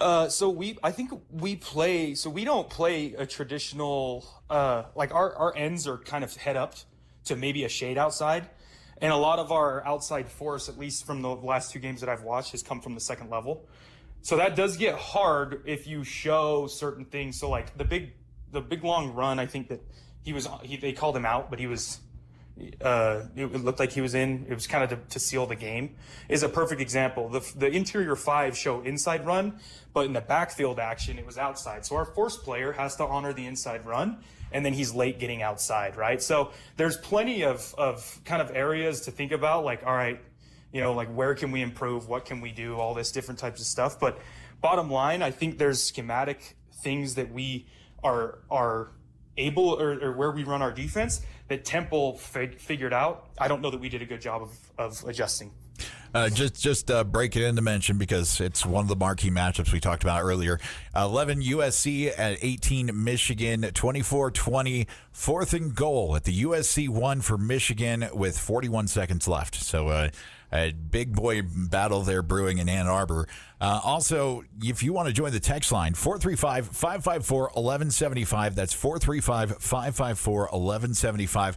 We're going to take a quick break. We'll be back with more reaction if the Temple Owls beat our Utah State Aggies in Philadelphia, and trying to work through what that exactly means. We'll come back with more text and more content here on Aggie Call. Overwhelmed by Social Security and Medicare options? October 2nd at 6 p.m., Adams Wealth Advisors and Senior Benefits Insurance Services invite you to a free seminar that'll simplify these crucial decisions. Experts Jaden May, National Social Security Advisor, and Sherry Crosby, licensed Medicare agent, will help optimize your Social Security benefits and help guide you through Medicare options and costs. October 2nd, 6 p.m., come learn your options with Social Security and Medicare. Go to adamswealthadvisors.com/SS to reserve your spot today. Understanding your options makes all the difference. Attention craft beer lovers. Prodigy Brewing is excited to announce their Community Craft Beer Fest on Sunday, September 22nd at Mount Naomi Farms in Hyde Park. Enjoy an afternoon filled with delicious craft beer, mouth-watering food, fantastic live music, games, and more. Come for the beer and stay for the fun. With local vendors, great entertainment, there's something for everyone at the Community Craft Beer Fest. For more information on tickets, visit Prodigy Brewing's Facebook page and mark your calendars for Sunday, September 22nd at Mount Naomi Farms from 12 to 5.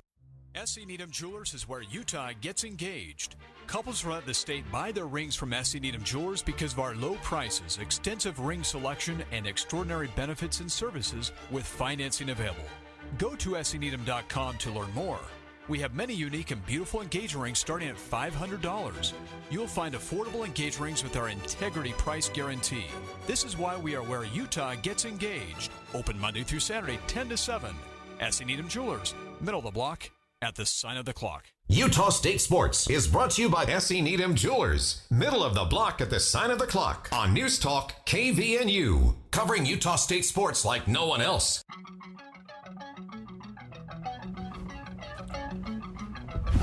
Welcome back to Aggie Call. J.D. Walker, Eric Franson, Stockton Jukes, DJ Allen, and Hoobastanks crawling in the dark. Kind of a fitting description of the Utah State game against the Temple Owls today. I neglected Stockton during the last break. I went around the room, asked everybody what their changing point was. The game, the momentum switch, and I left Stockton out. I'm sorry, Stockton. I don't know if you've noticed, but I've been going through something a little bit today with expecting a little bit different prediction. My prediction was 35-10 Utah State. Yeah, so what was your change in momentum for the game? First of all, yes, I am mistreated so horribly on the show. Second of all, the field goal going into halftime was big. You come out of halftime, you force a 3 and out. 10-play drive ends in a missed field goal. From there, you have 3 unanswered points that you could have got back at that point. Here is how the next few drives go throughout that game. You force a 3 and out for Temple. They force a 2 3s and out against you. You punt the ball back. They score a 3-play touchdown with that 91-yard touchdown reception. We punt the ball. They score a touchdown again. We punt the ball. They score a touchdown again, and then we finally score. So it goes from 3 unanswered points to 24 unanswered points because of that missed field goal. It's just a brutal swing because when you miss that field goal, you're up by 4. When you score your next points, you are still down by 9 after the 2-point conversion.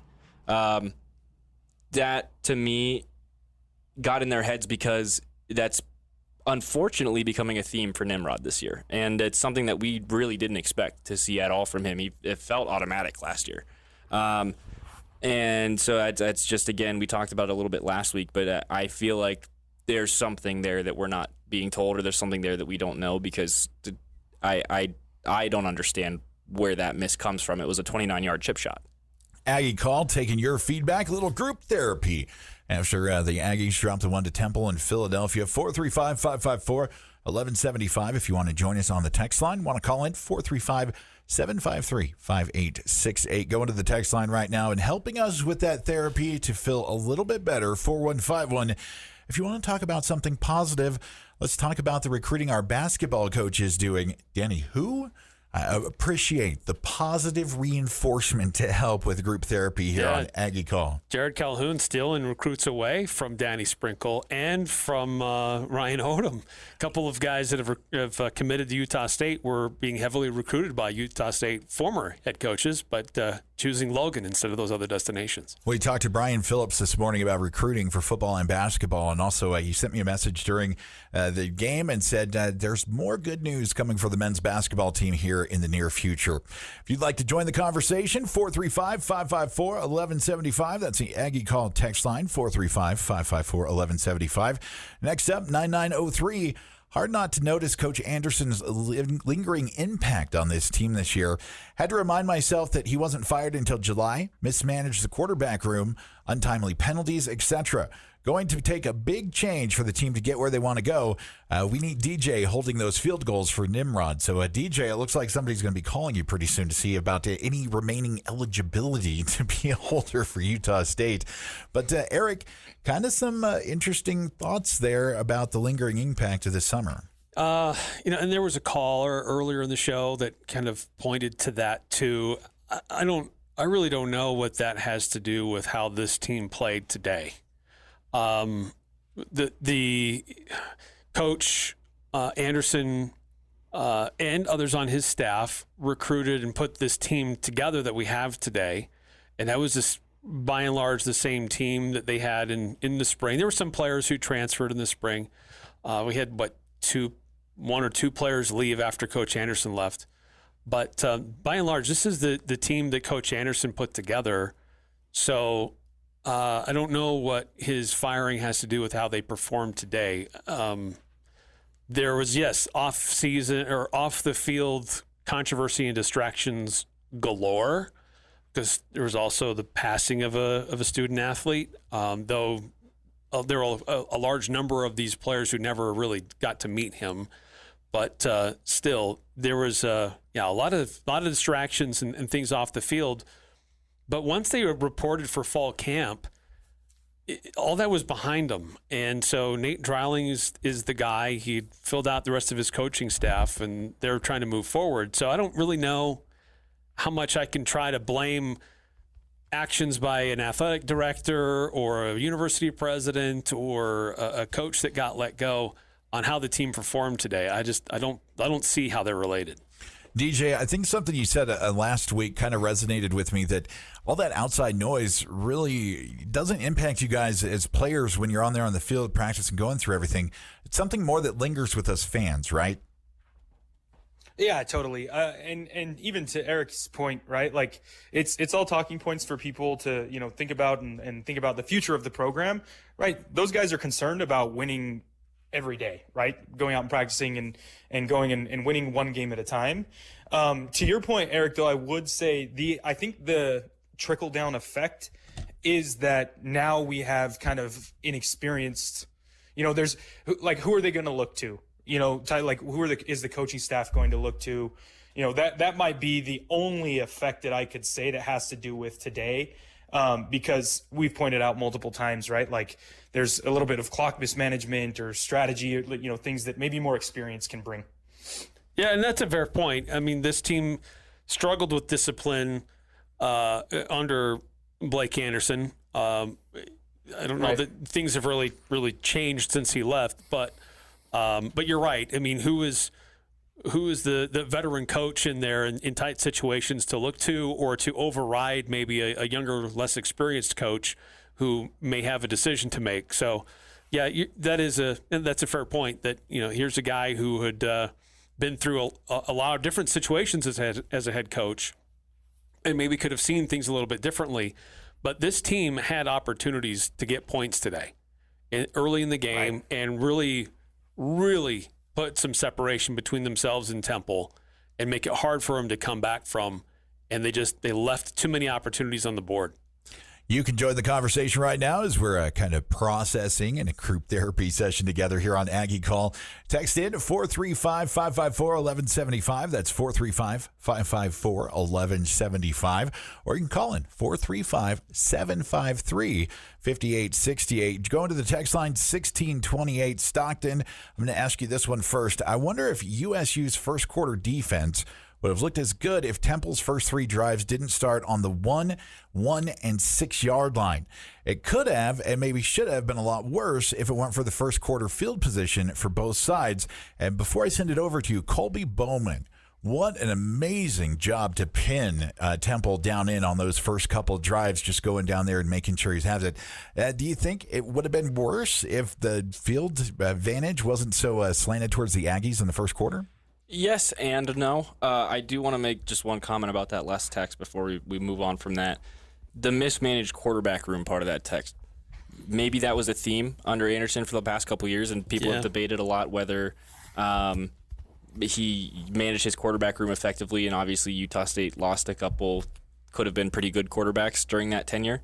However, that issue resolved itself last year, unfortunately through injury. And so you had to start to go deeper into your quarterback room if you were Coach Anderson. Plus, since then, nobody that was in that room last year is in that room this year. They got three new guys, and the current coaching staff brought those guys in. So I don't think that the lingering impact, I'm right there with you, Eric, that the lingering impact of Anderson or even the administration as a whole is having much of an effect on this. Moving on to the defensive part of the text that we just got, yes and no. Being at the 1 yard line, and DJ, correct me if I'm wrong here, but that really limits your play calling because you're trying to get space getting off of the 1 yard line. We saw it on the first, I think it was the third, maybe the second offensive drive that Temple had. They started on the 1 yard line, and they just have to spend that first play on a 1 yard quarterback draw, so they have space to snap the ball. If they have more space to run a play, maybe it gets a little bit uglier, maybe it gets a little bit different, but it's all speculation. Utah State pinned him at the 1, and so, yeah, the defense might have struggled if they didn't, but they did. Yeah. Check this. The game – oh, sorry. I was just going to say the game would look a lot different if we had got across the goal line there in the first quarter. 100%. I think that would have been the only thing. Yeah. Just a heads up, hopefully this makes Aggie fans feel a little bit better. The Big Blue taking down USC. USC is now 2-1. Doesn't make me feel better. What's that about? Come on now. But, yep, Michigan takes down USC. And checking on the Utah-Oklahoma State game, they are in the fourth quarter. Utah up 22-11. Really odd score for a football game, but it looks like it's been a bunch of field goals back and forth. Isaac Wilson, a little struggle there for the Utes. If you want to join Aggie Call, we're kind of taking your texts, getting your feelings, making sure that we're all going to be okay after the loss to Temple today. Didn't really see that one coming. Was hoping for a better outcome. 435-554-1175, or you can give us a call, 435-735-5868. Going to take a quick break real quick here, and we'll come back and share some final thoughts, I think, here on KMVU Aggie Game Day with Eric Franson, Stockton Jukes, DJ Allen, and I'm JD Walker. We'll be right back. Hi, I'm Jay Broadbent with Alpine Home Medical. I'd like to invite you to learn more about us. Since 1997, we've been Utah's premier one-stop shop for home medical equipment. What sets us apart at Alpine Home Medical is the superior level of customer service. We provide home oxygen, CPAPs, wheelchairs, scooters, breast pumps, and so much more. Come on down and get to know us. Alpine Home Medical, we bring wellness home. Visit alpinehomemedical.com. What is love? Love is what we live for. Love is timeless, never ending. Love is when you say your name with hers and it has that special ring to it. At Jarek's Fine Jewelry, we know what love is. Our fine collection of engagement rings feature a variety of diamonds and colorful styles. And if you can't find your perfect ring, Jarek's Fine Jewelry will help custom design one that is the perfect fit. When it's love, it's Jarek's Fine Jewelry. Jarek's Fine Jewelry. Make it special, make it Jarek's.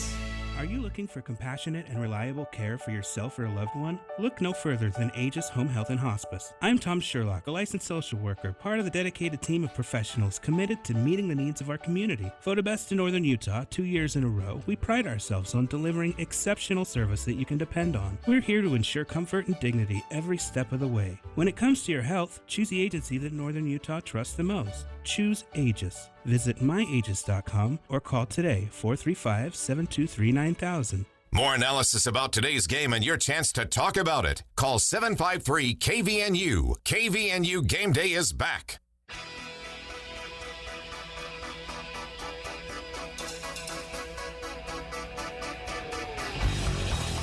I tell you what, Aggies play today, definitely some bad medicine on this Saturday here in September. A beautiful day outside in Cache Valley, and thankfully we can use that to kind of soak away our sorrows.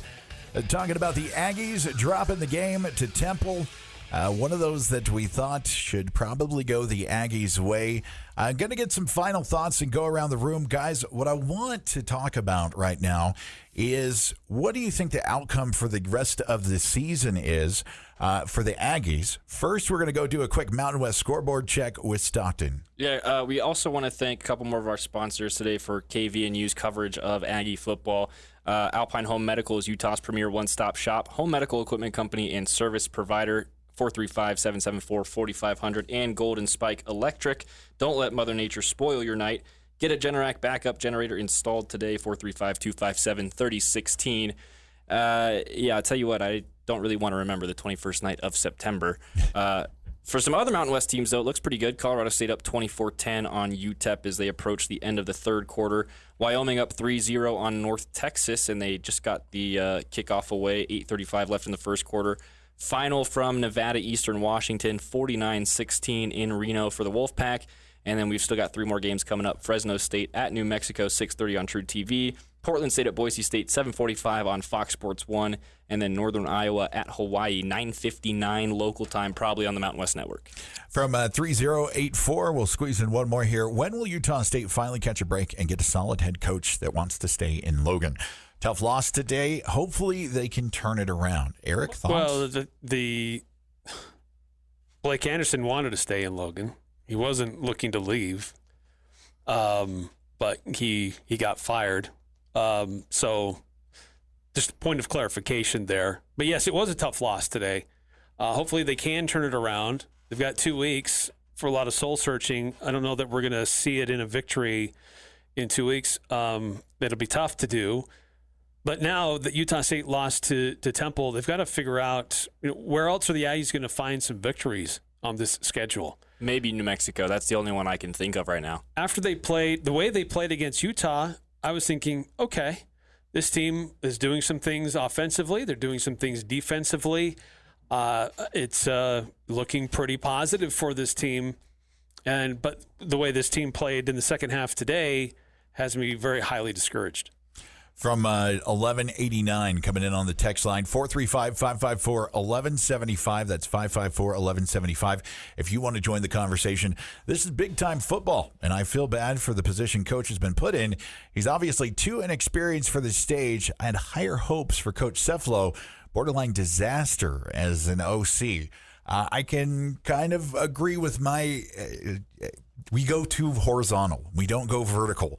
Heard about Spencer Petras and this rocket cannon arm that he has, and we're just dinking and dunking it to where he's got about a 5 yards per pass average, and he's missing half of his passes. They're high. It's one of those things where, you got to get the best out of your quarterback, and if you're running this horizontal, offense, what does it really matter if you got a quarterback with a cannon? Yeah, and the tough thing about that, too, is where we're able to give Dreiling a little bit of grace here with, hey, he's been put in a really tough position. He's very young. It's very uncomfortable for him, and he's just trying to pick up the ropes as he goes. Cefalo was the OC last year, too. You've got to be able to make in-game adjustments. You've got to be able to make the correct play calls. And if you're going to throw a bubble screen when you need to get 12 yards and potentially win the game on a touchdown, you have to have blockers in the vicinity.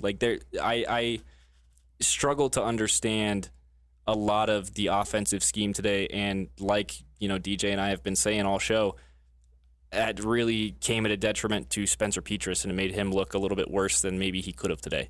DJ and Eric, one of the play calling scenarios that really stumped me, it was 3rd and 12 or 3rd and long, and we did a handoff. And so I'm like, okay, we're going to go for it on 4th down.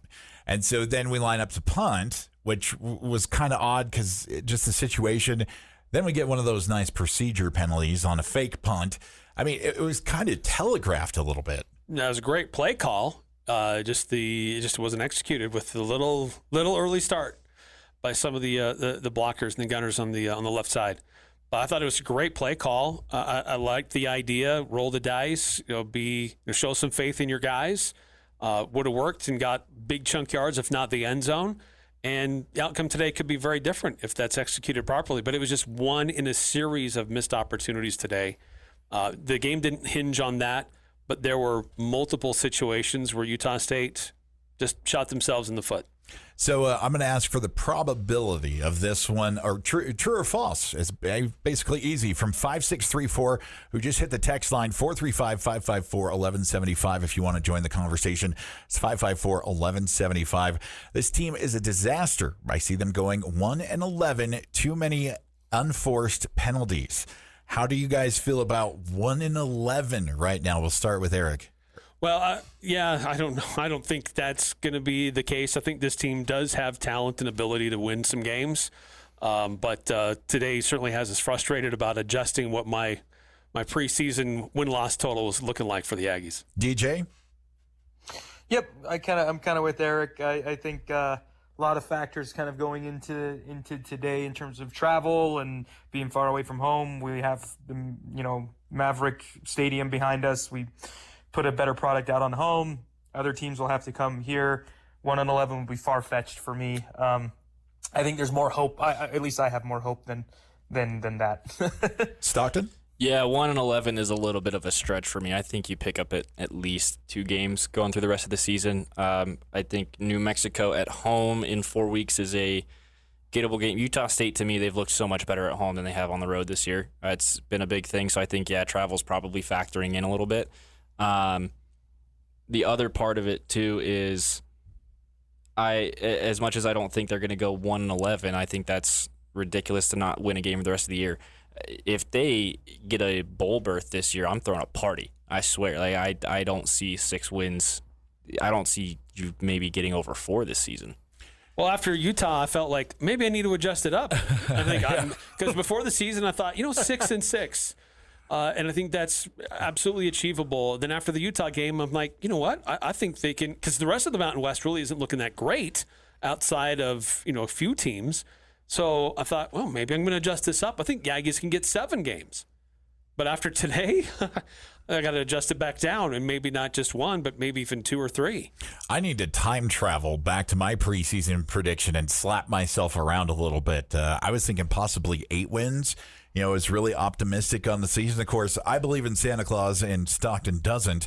DJ, how do you feel about that? What do you think is I don't know, maybe appropriate or realistic goal that this team could reach this year as we're looking at this loss to Temple? Yeah.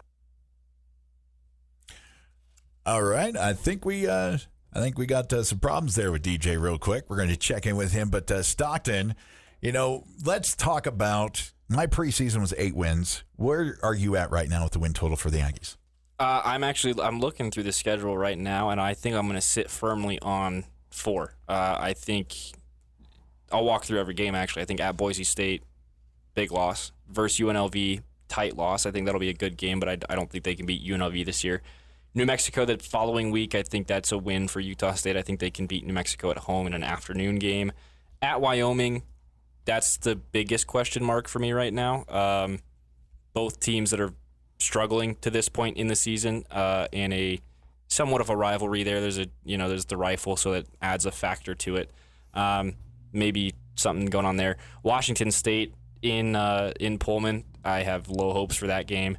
Versus Hawaii, maybe. Versus San Diego State, maybe. At Colorado State, probably not. DJ, what do you think is the realistic outlook for this team?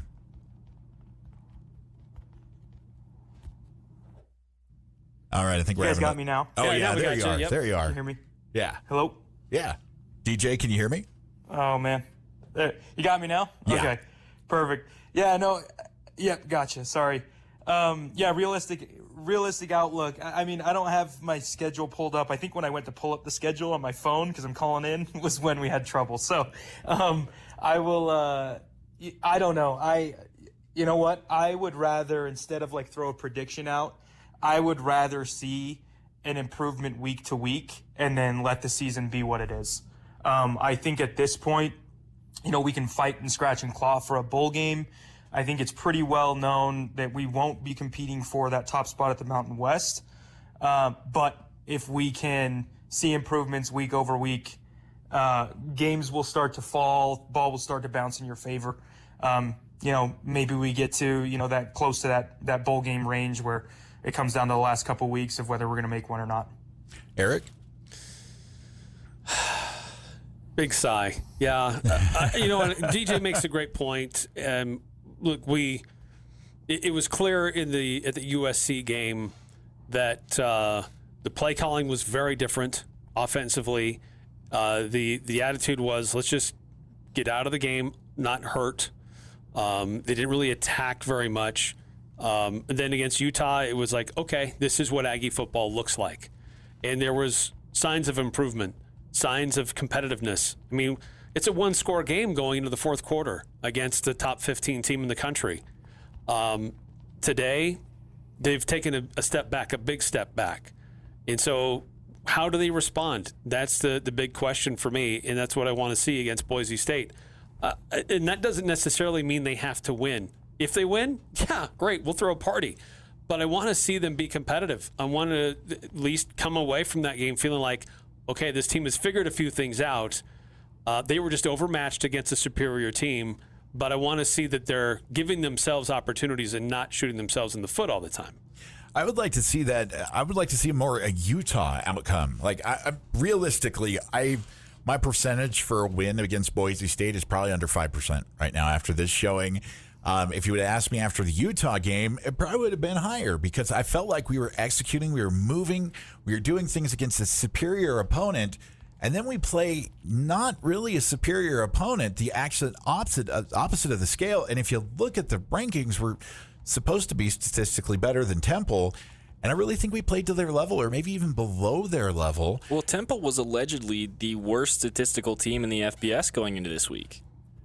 And they hadn't had a turnover. They hadn't forced a turnover. And we tried everything we possibly could to crush the vex of the unluckiest team last year and turnover stuff. But, Eric, it's just not working out this year. No, yeah, Utah State, that experienced secondary hasn't really had very many opportunities to do takeaways. They haven't. This football team had a number of explosive plays today. They didn't always lead to scores, and that's a problem. This team, I think Faison, or was it Faison or Graham that talked about how when things are not that tight, they look good and they're doing things like they should. But when it gets tight, when there's pressure, this team is not executing right. And so that's something this coaching staff has to figure out. How do you create pressure in practice? And DJ, I think that's a question for you. Just how do coaches create pressure situations in practice so that when it comes game time, it's familiar and it isn't as distracting? Yeah, it's a good question. You try to make practice as game-like as you possibly can while still being smart. I go back to there was quite a bit of good on good, where the one offense goes against the one defense.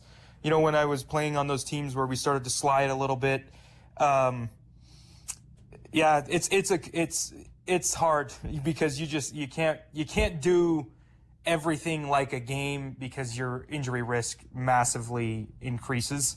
So you just start with a lot more good on good reps if you're not doing that. But at this point, I'd like to see a team who's just a tad more conditioned, to be honest. And I mentioned it earlier. I don't know if we got in late or the 2-hour time difference or the flight or something like that, but boy, we were dragging. Maybe there's something to be said about a few extra gassers or something after practice. So taking a look at just the final results, and there were a few bright spots. Going to highlight those before we get out of here and call it a day here on Aggie Call. Spencer Petras, almost 300 yards, 26 for 44, though that's kind of hard.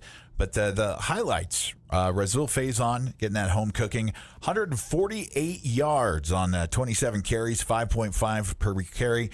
I had that 26-yard run and 1 TD. I'm going to give a shout-out to the freshman, to Herschel Turner, 6 carries, 32 yards, and his first TD as an Aggie, hopefully one of many. On the receiving end, we had Jalen Royals, 10 for 112 yards with a touchdown. And Kyrese White, great to see him back on the field after that hit last week. He had 8 catches for 96 yards. And on the defense, Jordan Vincent, 11 tackles, all of them solo. Looking at tackles for losses, it looks like we had 4 there for losses. 2 pass deflections and 1 sack on defense. Kind of a interesting look. And then breaking down the team stats, Utah State total yards 479 to Temple's 451. Rushing, we just barely beat them out by about 6 yards to 186 to 180. And then in the passing game, we beat them too. So statistically, we beat them across the board. But seeing them put up, scoreboard says something different. Yeah, seeing them put up 451 total yards against the Aggies, and watching their games, checking out against Coastal Carolina, Navy, and Oklahoma State, we made Evans or Simon, their quarterback, look like a Heisman candidate today. A lot of questions to be asking after looking at the stats on this. We're coming up 5:35 local time here in beautiful Logan, Utah. The Aggies, unfortunately, going down to the Temple Owls. We're going to wrap it up here with just some final thoughts. Eric, Stockton, DJ, you're going to talk to the Aggie faithful. What are you going to tell them right now? Because this is a hard loss to take. How are you coping this with your Aggie fandom and being a part of the Aggie family? Stockton, I'll go ahead and start with you. Yeah, just kind of my final thoughts and the bullet points that I was jotting down towards the end of that game. I said in one of the segments in the pregame today that Utah State needed to play a complete 60-minute game. I felt like they went in reverse from the Utah game. Killer. Petras not nearly accurate enough for me. Could have realistically had 3 interceptions. Lucky to only get away from that game with 1. So got to work on that. Faison played great. Home cooking is great. But the offensive line took away probably another 50-something yards from him. He could have gotten over 200 without a couple of those holding calls. So they need to run 7 or 8 miles this week. Not sure where the defense went in the third quarter. The middle being that open is alarming, especially when Boise State is going to bring Ashton Genty through the middle probably 50 times in 2 weeks. And then, yeah, just kind of it sucks to say it, but a bowl game feels like it's going to really have to be a battle. All that said, DJ made a great point where there's a lot of stuff for us talking heads to yap about and to rant about and to get off our chest at the end of a game like this. But they're still going to go out and try and win football games. They still are going to go play the football games. And that's why you play the game, just because weird things happen. Temple, who was not supposed to win this game, beat us by 16. That's why you play the game. So there are things that can still happen for this Utah State team going forward, and it's good that they've got 14 days off now. But, man, do they need to spend a lot of time in front of the mirror in those next 2 weeks. DJ, your thoughts? Yeah, as far as my fandom goes, I'm still I think it echoes. I can't seem to shake the attitude of a player sometimes where it's like, man, each week is a new week, it's a new opportunity, and I just get excited about each new game. So I'm probably a little more positive than I think most of the fans are. Call it naivety, but I've been a fan my whole life. I've been through the ups and downs. Yeah, I've been through the ups and downs with everybody who's who looks at this and is in disgust. But at the same time, I choose to think like, hey man, I used to go to ESPN.com and view the bottom 10 every week, see if we moved. So we're a team that's talented, that's young, and anything can happen in the college football landscape. So I think sometimes you just have to lick your wounds for a little bit and look forward to next week. I just made an executive decision. DJ is now the chief therapist here at Aggie Call to help us go through that. I like that. New opportunity to get to another game. Boise State's the next one up. Eric, thinking some final thoughts after this unfortunate loss. I know we've spent a lot of time on this show talking about the offensive play calling, Spencer Petras versus Bryson Barnes. But my biggest takeaway today was, yes, there were problems that the offense didn't capitalize on in their great opportunities. But my biggest takeaway, I think my biggest frustration on the day is that this football team in their last 3 games has given up 38 points or more in the last 3 games. This is a defense that was supposed to be better under Coach Dreiling, a defense that was supposed to be more aggressive. And we've seen signs of it, but they're not consistent enough. And we open the door too often for the opponent to start to gain momentum and confidence. And so I'm troubled by what I'm seeing defensively from Utah State. I know they're thin at some positions. Some guys were not available today that normally should be. But this is a coaching staff that's been really trying to develop depth to help this team be in more games. But they faded as the game went on, and that's troubling to me. I think this bye week comes at the absolute best time for Utah State to pull back, take a breath, do a little bit of soul searching, and as Coach said after the game, he hopes this loss stings, and I agree with that. And this lingers with this team and drives them to be better and focus on those little things, because it's the difference between being 1-3 today and really legitimately having an opportunity to be 3-1. Yeah. And it's not that far-fetched to say this team could be 3-1 at this point based on some of the things that have happened for this team. So there's still things to be optimistic about, definitely things to be frustrated about, but we're only 4 games into the season, and this team has a chance to correct a lot of those mistakes in their bye week. It's still early in the season. We've got the bye coming up, and Aggie family, you know what? We'll be here to do it again versus Boise State in a couple weeks, and win, lose, or draw, we still love our Aggies. For DJ Nelson, Eric Franson, Stockton Jukes, I'm JD Walker. This has been Aggie Call, and enjoy the rest of the beautiful Saturday evening here in Cache Valley. We'll talk to you in 2 weeks when our Utah State Aggies take on Boise State. Until then, take care, and we'll see you later. This Utah State broadcast has been a presentation of News Talk KVNU and the Cache Valley Media Group, the heritage home for the Aggies. Hey, Dad.